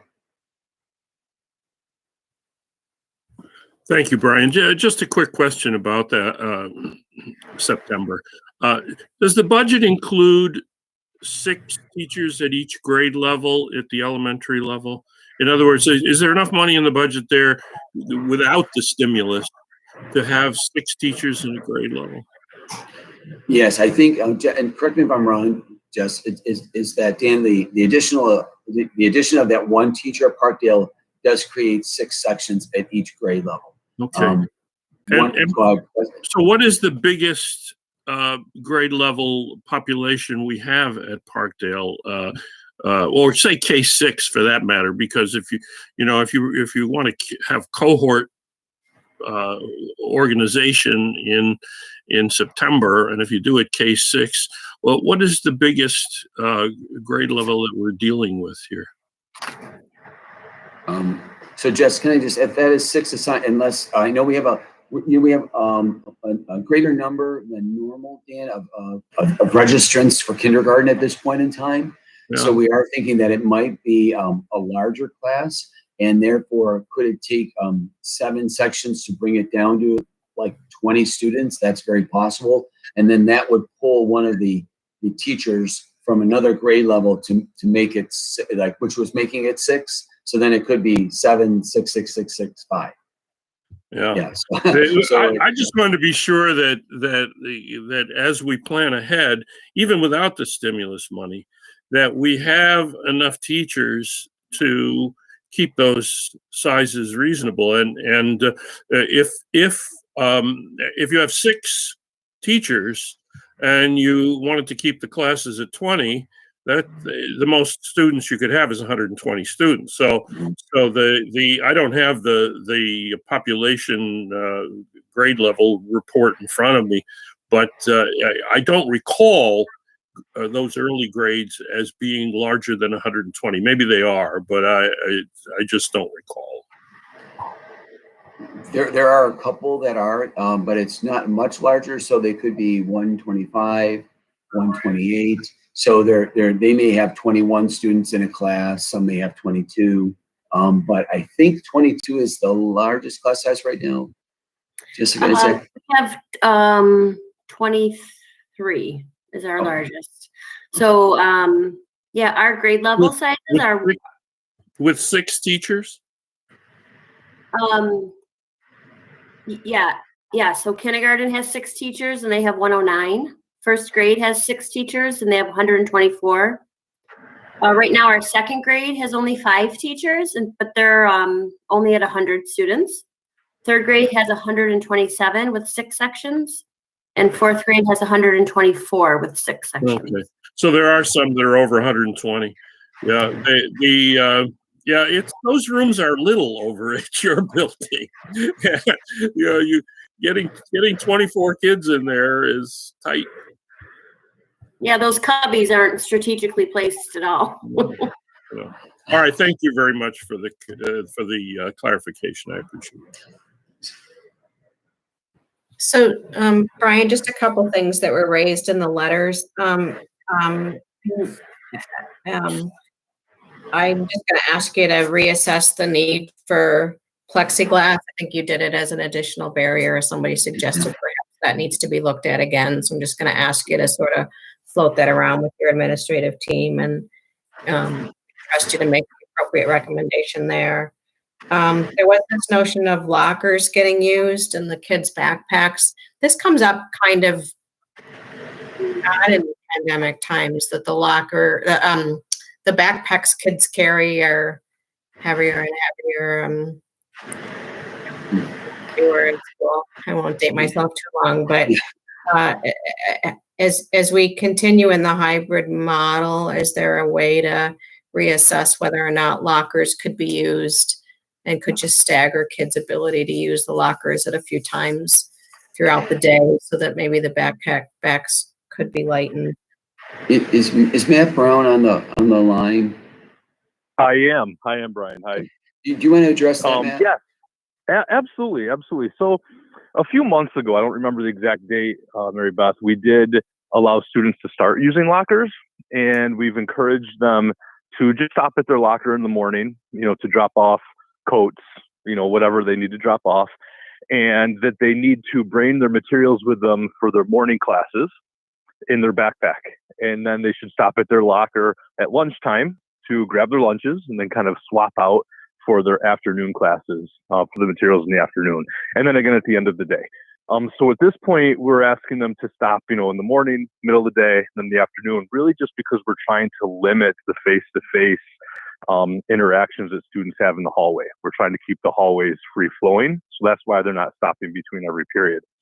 Now, with all that said, I can tell you a vast, vast majority of our students just have everything they need in their backpack, and they just decide to carry their backpacks with them all day. So every now and then we'll make an announcement just to remind them. We haven't done that in a while, so I can definitely make sure that we do that after the spring break, just to remind students that they do have that ability. And the other thing that I have noticed this year more than any other year is the amount of students who have backpacks with wheels. In the past, we've always discouraged that because they don't fit in lockers. But this year we have noticed that quite a few students have gone that route, which I think is very practical for some. So maybe just a blast to the parents to encourage their kids and their students to use the lockers. And I guess the other point on that would be to make sure that the kids know that they don't need to take everything home every single day. It's sort of a time to learn, I only need to bring home the things that I need for certain periods of time. But, just that's one thing somebody had raised. Obviously, the concerns about Wednesdays for middle school and high school, the screen time. I'm just looking at to make sure, and I want to encourage folks who are listening. I know the Vonas had written letters to the Commissioner Howard Zucker at New York State Department of Health and Gail Bernstein. So if folks have share those same concerns, they should be writing to those folks, because right now we haven't had a response from the. Mary Beth, I just wanted to comment on the screen time. I would agree that, we, under normal circumstances, we always encourage to limit screen time. I think we're one of the greatest proponents of that, and I've shared that with our parents on numerous occasions, and we've had experts in to talk to parents about limiting screen time. Of course, we're in a circumstance where we really can't help that, but it isn't 6 hours per day. They are in for 6 periods per day, but that is about 240 minutes, which is 4 hours, which still is too much. But it is not 6 hours for a school day. And so again, but we really support that notion. But at this point in time, there's just really no other way, I guess, to get around it, unfortunately. And then I guess just moving forward, I think Ms. McAtee and Sue Austin raised some good points about the concerns about changing of the schedule in the late in the school year and what that means in terms of their focus. And so I just encourage you and your administrators to continue to reach out and have the communications, not just with the parents, but with the teachers about, what their goals are in terms of any change to the schedule as we move forward, whether it's this year or next year, that they're part of the conversation. And I know you do that already, and I know you will. I just say that in case anybody's listening that thinks that approach is important.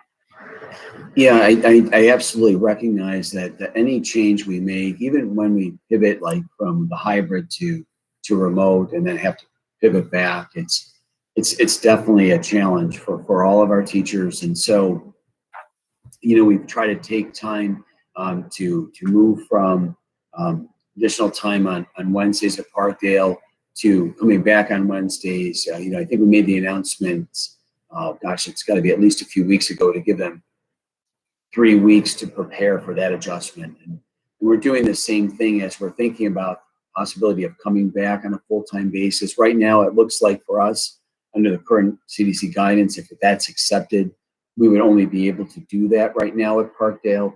But we will do that over a period of time so that when we make the transition, we feel that everything is in place in regard to transportation, food service, the classrooms, just the instructional changes and the scheduling changes that need to be made. So it won't be a change that happens quickly, and we'll make sure that we have plenty of time to prepare. Is anything ever perfect? No, but we certainly won't do it hastily. I was certainly more optimistic on the prospect for even the middle school and the high school before these county numbers came out, and we're going in the wrong direction. And that spike we're currently in, it's pretty significant, and what we're seeing in our own schools sort of gives you pause as to whether or not that county itself is going to be out of that out of that high range designation at any time in the near future that makes, a wholesale change worthwhile. Yeah, there does come like a point of, point of no return. Exactly. Yeah. There is. To make those kinds of changes for a few weeks. Yeah, for some of the reasons that they raise, there is adjustments, and it is challenging for everyone, for our teachers, for our students, for their families.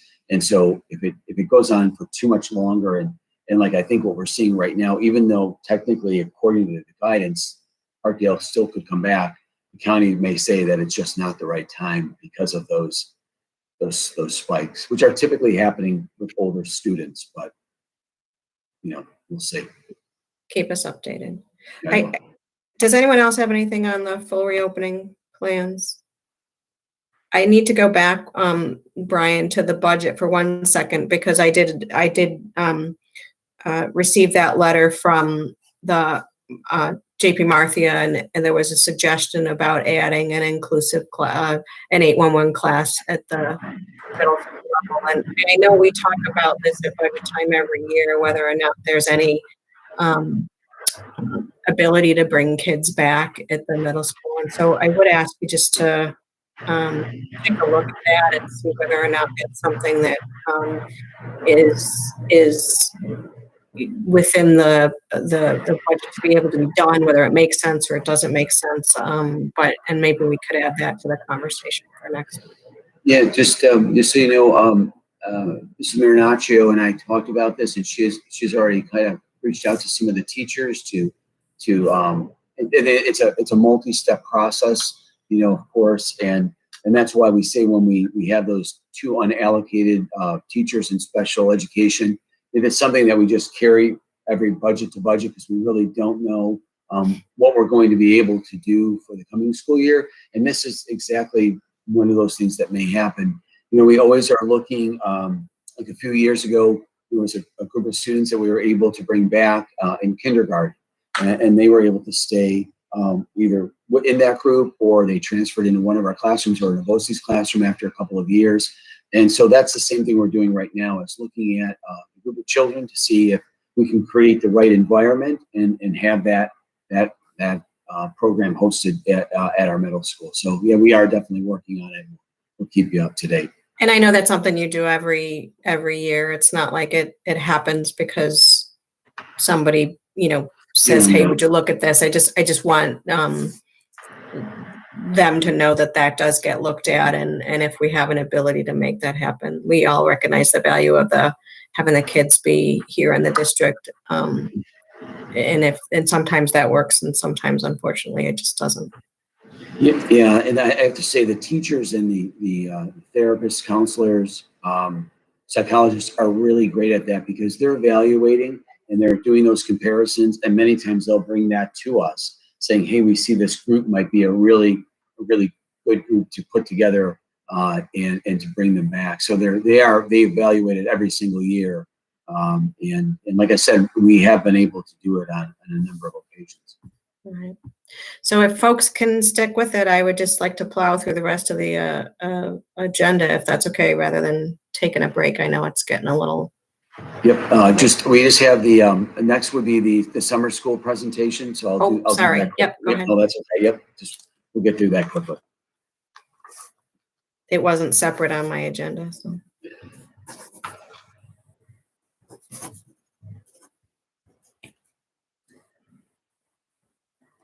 Okay.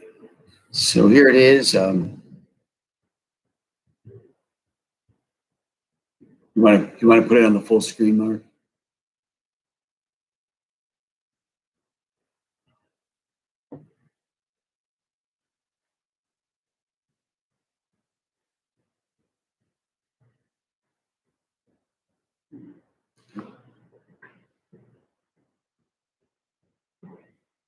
And give me half a second here. I'm working on it. We're working on it.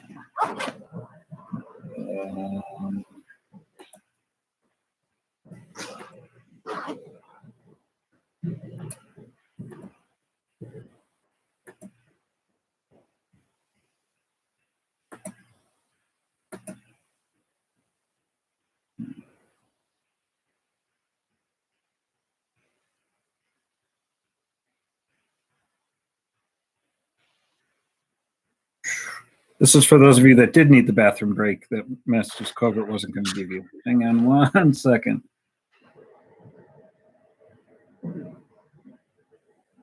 There you go. Let's try that. Hey, so here we are. Just our initial presentation of our summer skills camp. So the purpose again is, we're really proud of what we've accomplished over the course of the pandemic, but just in response to the non-traditional experience and the recognition of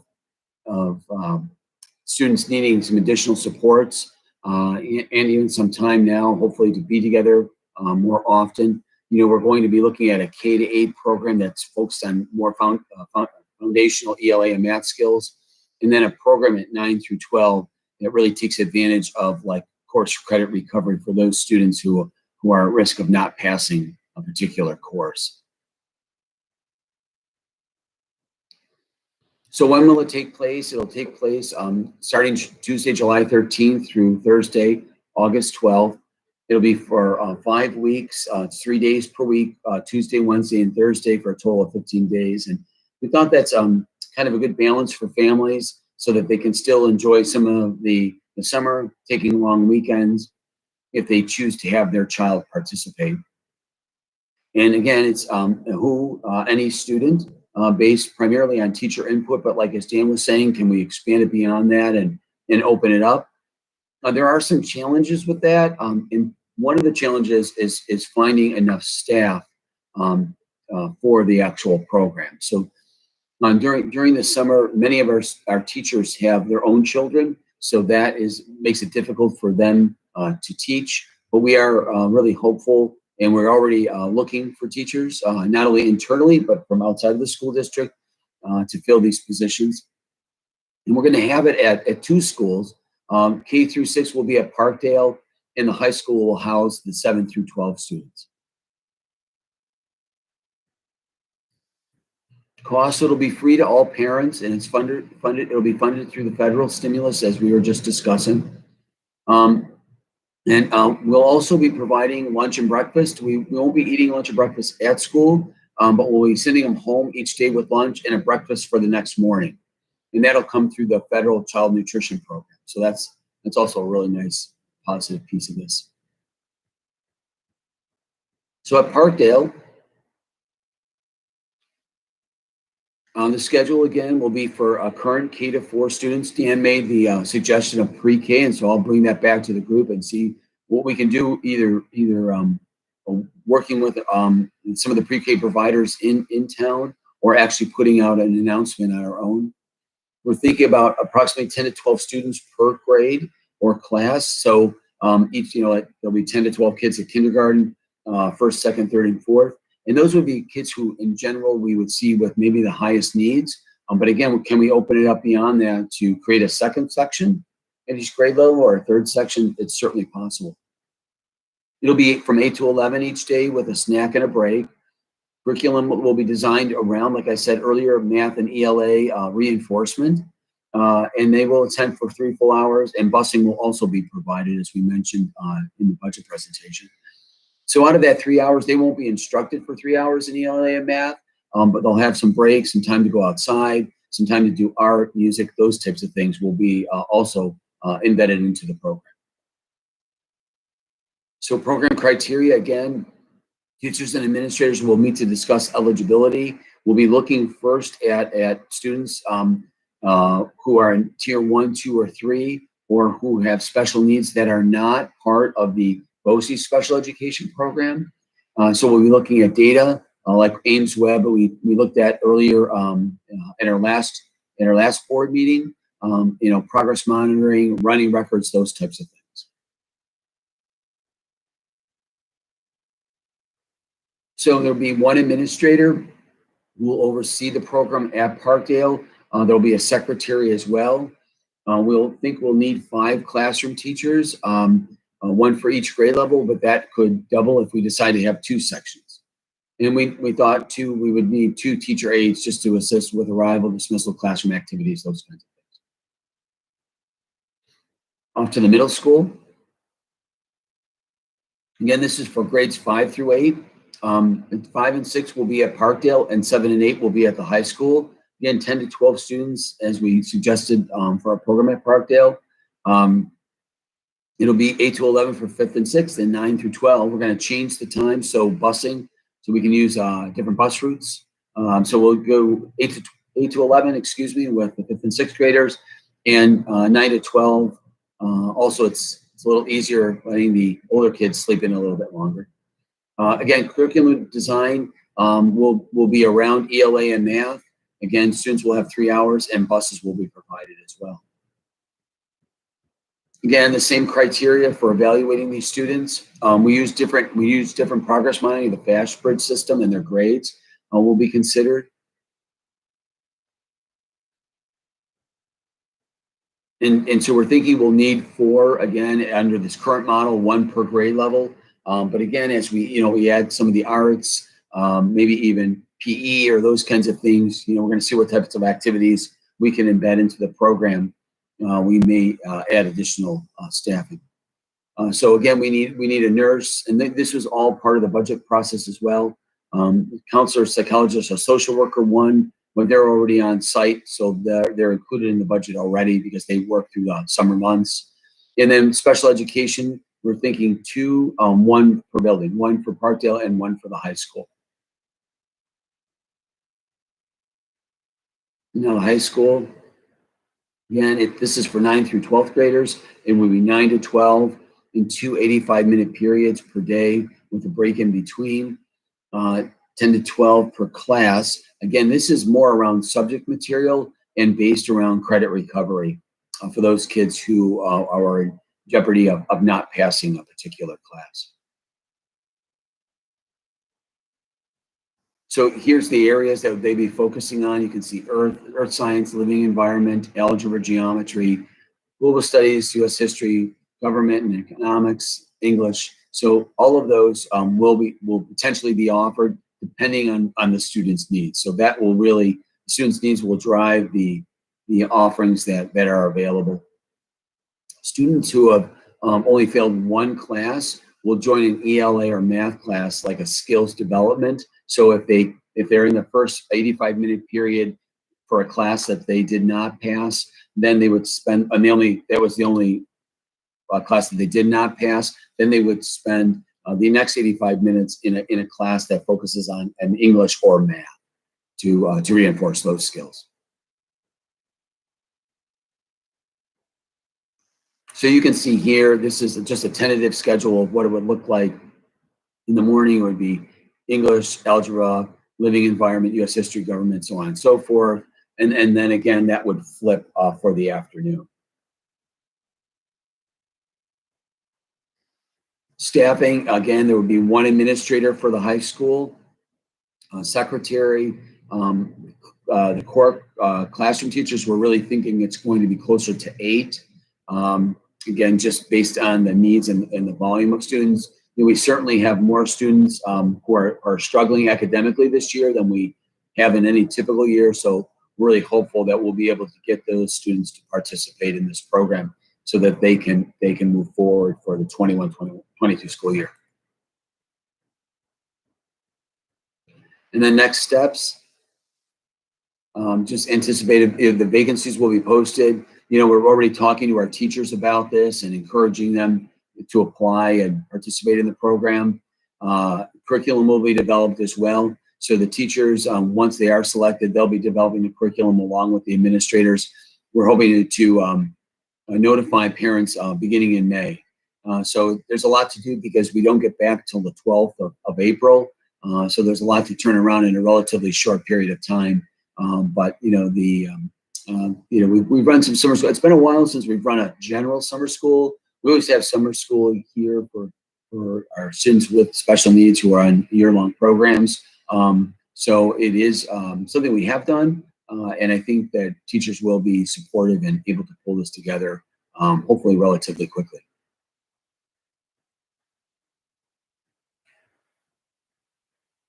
Yes, Kim.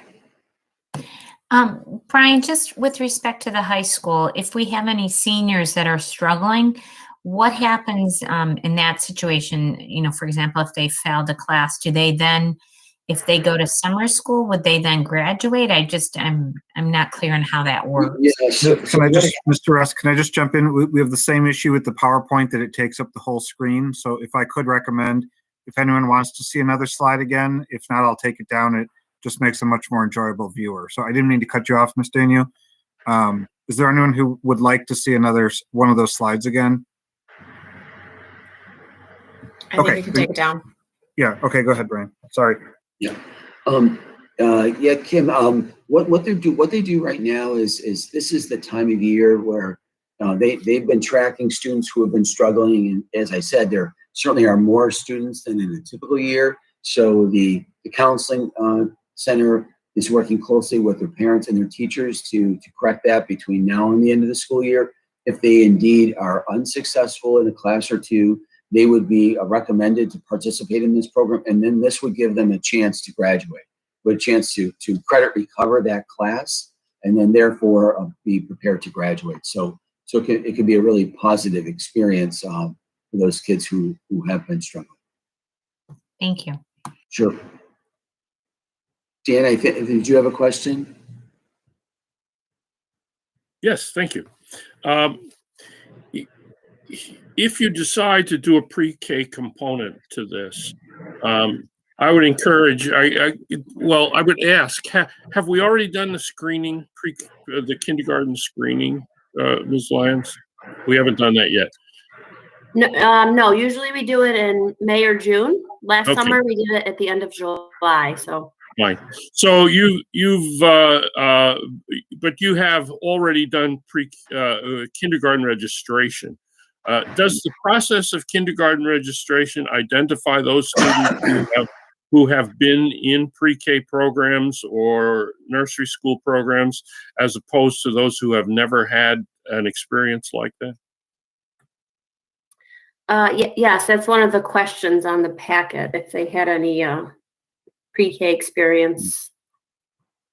Okay, so I guess my comment would be, if you decide to include a pre-K component in this program, it might address some of the concerns that kindergarten teachers have about young people who come into kindergarten having never been in a pre-K program through a private nursery school or a private daycare center, and so rather than approaching the existing daycare centers and nursery schools to get recommendations for students that might be included in this program, I would suggest that we look to our own records from the registration and try to zero in on some of the families who have not had the resources to provide for pre-K for their children. I know we've tried to do some things for people like that over at the Rural Outreach Center, and I would say that if we can get some of those kids into a summer school program, they'll have a much better head start leading into kindergarten. And some of the comments I've heard from kindergarten teachers have indicated that some of those children could really use that kind of a boost in July and August. So it's just, I don't know whether it will materialize, but that would be my suggestion if you're able to expand this program to include pre-K. Thank you. Yeah, Dan, that's a great suggestion, because for students who don't have any experience, many times it is challenging for their transition, and then eventually they many times do catch up, but that initial exposure just to the procedures and those foundational skills that many times are covered in preschool programs, it does take some extra time to make that happen. And so that's a very good suggestion. We have that data from the registration. It'll be right there at Parkdale, so they'll still feel at home sooner, and they'll recognize some of the people, and it just will make the transition so much easier. And it's a tough year for everybody. So for those little guys, this might help them a little bit. Yeah, thank you. Thank you. Are there any other questions? we'll keep you up to date. We'll have another update at our next board meeting, just as we make some progress with this. Yeah, and so like I said, it's been a while since we've had just like a general summer school program, so it's certainly a work in progress. Yeah, Brian, add it on for next meeting. We'll put it on the agenda just to get an update on where we stand with that. Anybody else? All right, we are moving on in the agenda.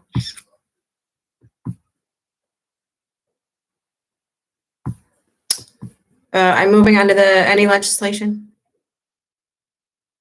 And then I'm moving on to the consensus agenda. Is there any board member who wishes to remove a consensus item for separate discussion? Hearing none, may I have a motion to approve? So moved.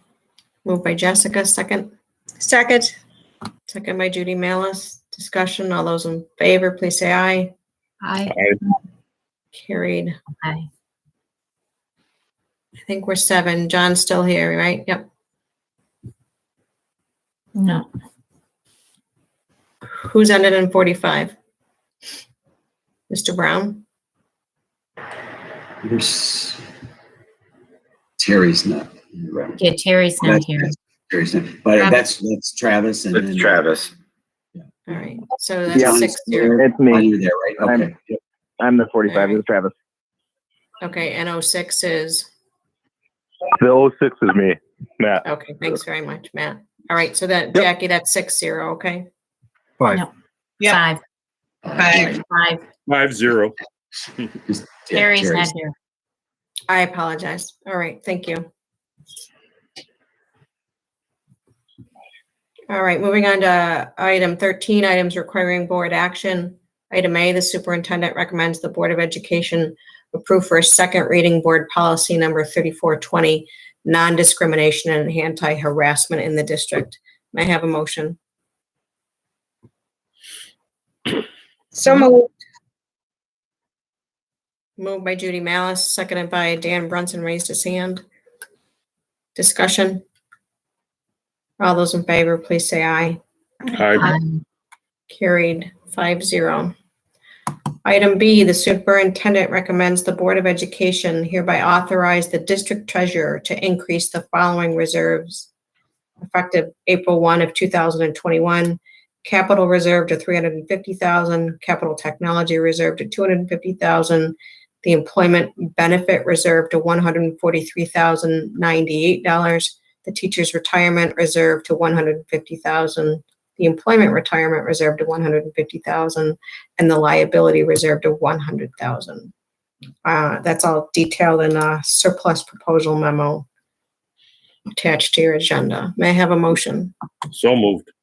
Moved by Dan Brunson, second. Second. Seconded by Kim Daniel. Discussion. I just want to remind folks that just increases the allowable reserve. It doesn't mean that those are the monies that are in that reserve. Right. Is that clear? Did I say that clearly? It's All those in adding, it's adding to the current reserves. So it is actually allocating funds to those reserves, Joanne. Is that what you're saying? Correct. Yes. And that brings us to the 4% unappropriated fund balance that we're permitted to carry. Correct. Yeah.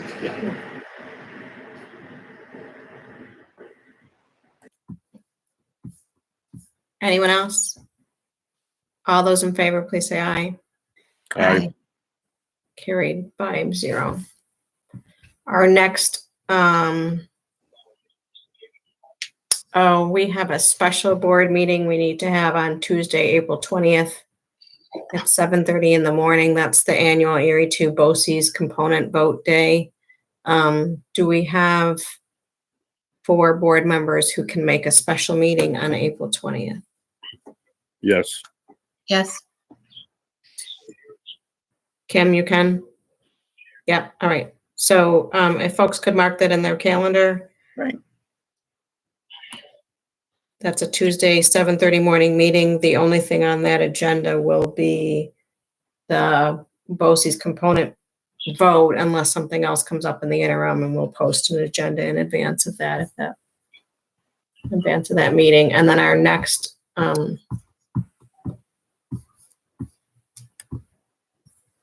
board meeting, regular scheduled board meeting, is April 21st. Right. Dan, you had thought maybe we would need a meeting in advance of the 21st. Well, I feel a little uncomfortable with voting on the budget on the 21st, having not seen it yet. You know, I know we hope to have more details about the revenue picture. We hope to have some final decisions about expenditures.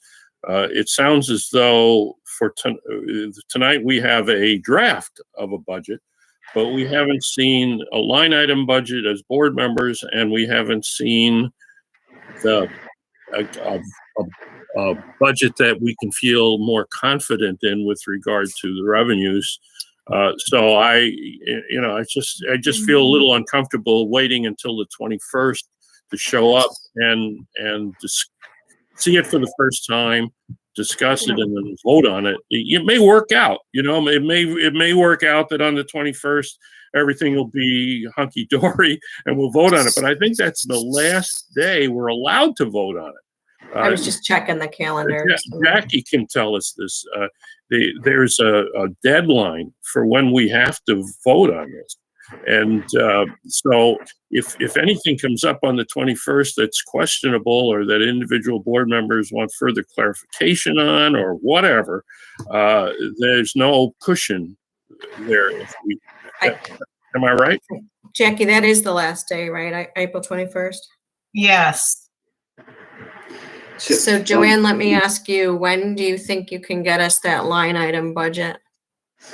I am hoping to have that done next week, actually, especially if the state budget is adopted tomorrow. So can I suggest a meeting on April 14th for the sole purpose of talking about the budget? Nothing else would be on that agenda. We would have a meeting at 7 o'clock on April 14th. It can be a workshop with just the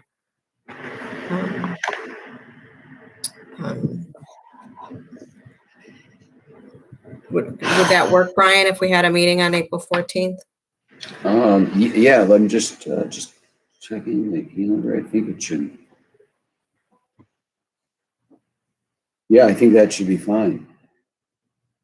I could see a circumstance where there's no changes. In other words, where the budget you presented tonight is exactly right. The picture comes in from Albany that confirms that it's exactly right, where Joanne sends us the line item, and where we cancel this meeting on the 14th because we don't need it. You know, I could see that happen, but I think we ought to have it in our back pocket in case there's still some issues that have to be addressed by the board prior to the 21st. That's what I was going to suggest, that if you receive the line item budget and it kind of lays out as we think it will, then maybe we don't have to have it, you know, but maybe we can just poll the board and see if you have any questions or concerns, or if somebody says, I would like to meet to discuss this, then we'll meet. But why don't we put it in place, and if we don't need it, we can always cancel. So I just want to remind folks then, when you get that line item budget, we allow for board members to ask questions on email to the administrators that we're going to have answers back at the next meeting. So I don't mind that I don't want there to be a discussion taking place on email. That's not appropriate. The discussion has to take place at the board meeting. So I'm going to ask you to review those budget books. If you have questions, share those questions with the administrators and all of the other board members, so everybody knows what those responses are. Brian, if you're going to send those responses back, we can cancel the meeting, but I want to then reiterate what those questions and concerns were at the April 21st meeting if we do end up canceling the meeting on the 14th. Yeah, sounds good. Kim, Daniel? or maybe actually Joanne, do you know, will we get the books next week then, or will we not get them until that week of the 14th? It's all going to depend on when I get the information from the state. And then next week is the break week, so I should be able to get it done next week. But I'll send out an email, or have Jackie send out an email to the board when you can expect them. It's going to be Thank you. fluid then, folks. If we don't get those books in advance, then we'll have to adjust that meeting, and we may do a morning meeting during the week to address any of those issues if we have to move it from the 14th. Yep, Kim. And I'm just as a heads up, I'm away that week, so that's what I'm trying to figure out about the book. The week of the 12th, you're away? Okay. I was going to say another possibility is the morning of the 20th that we already have a meeting. If we need something. That's not a bad idea, actually. That could be a kind of a last chance effort here, because as Joanne says, she's hopeful that this budget will be adopted by the state, but it might not be. And so if it's adopted sometime a week later, we're meeting already on the morning of the 20th, we might be able to get our questions answered at least prior to the day we have to vote on it. I think that's true, but I don't want to have the budget books come to us on the 20th. It doesn't give people enough time to review those books and ask their questions.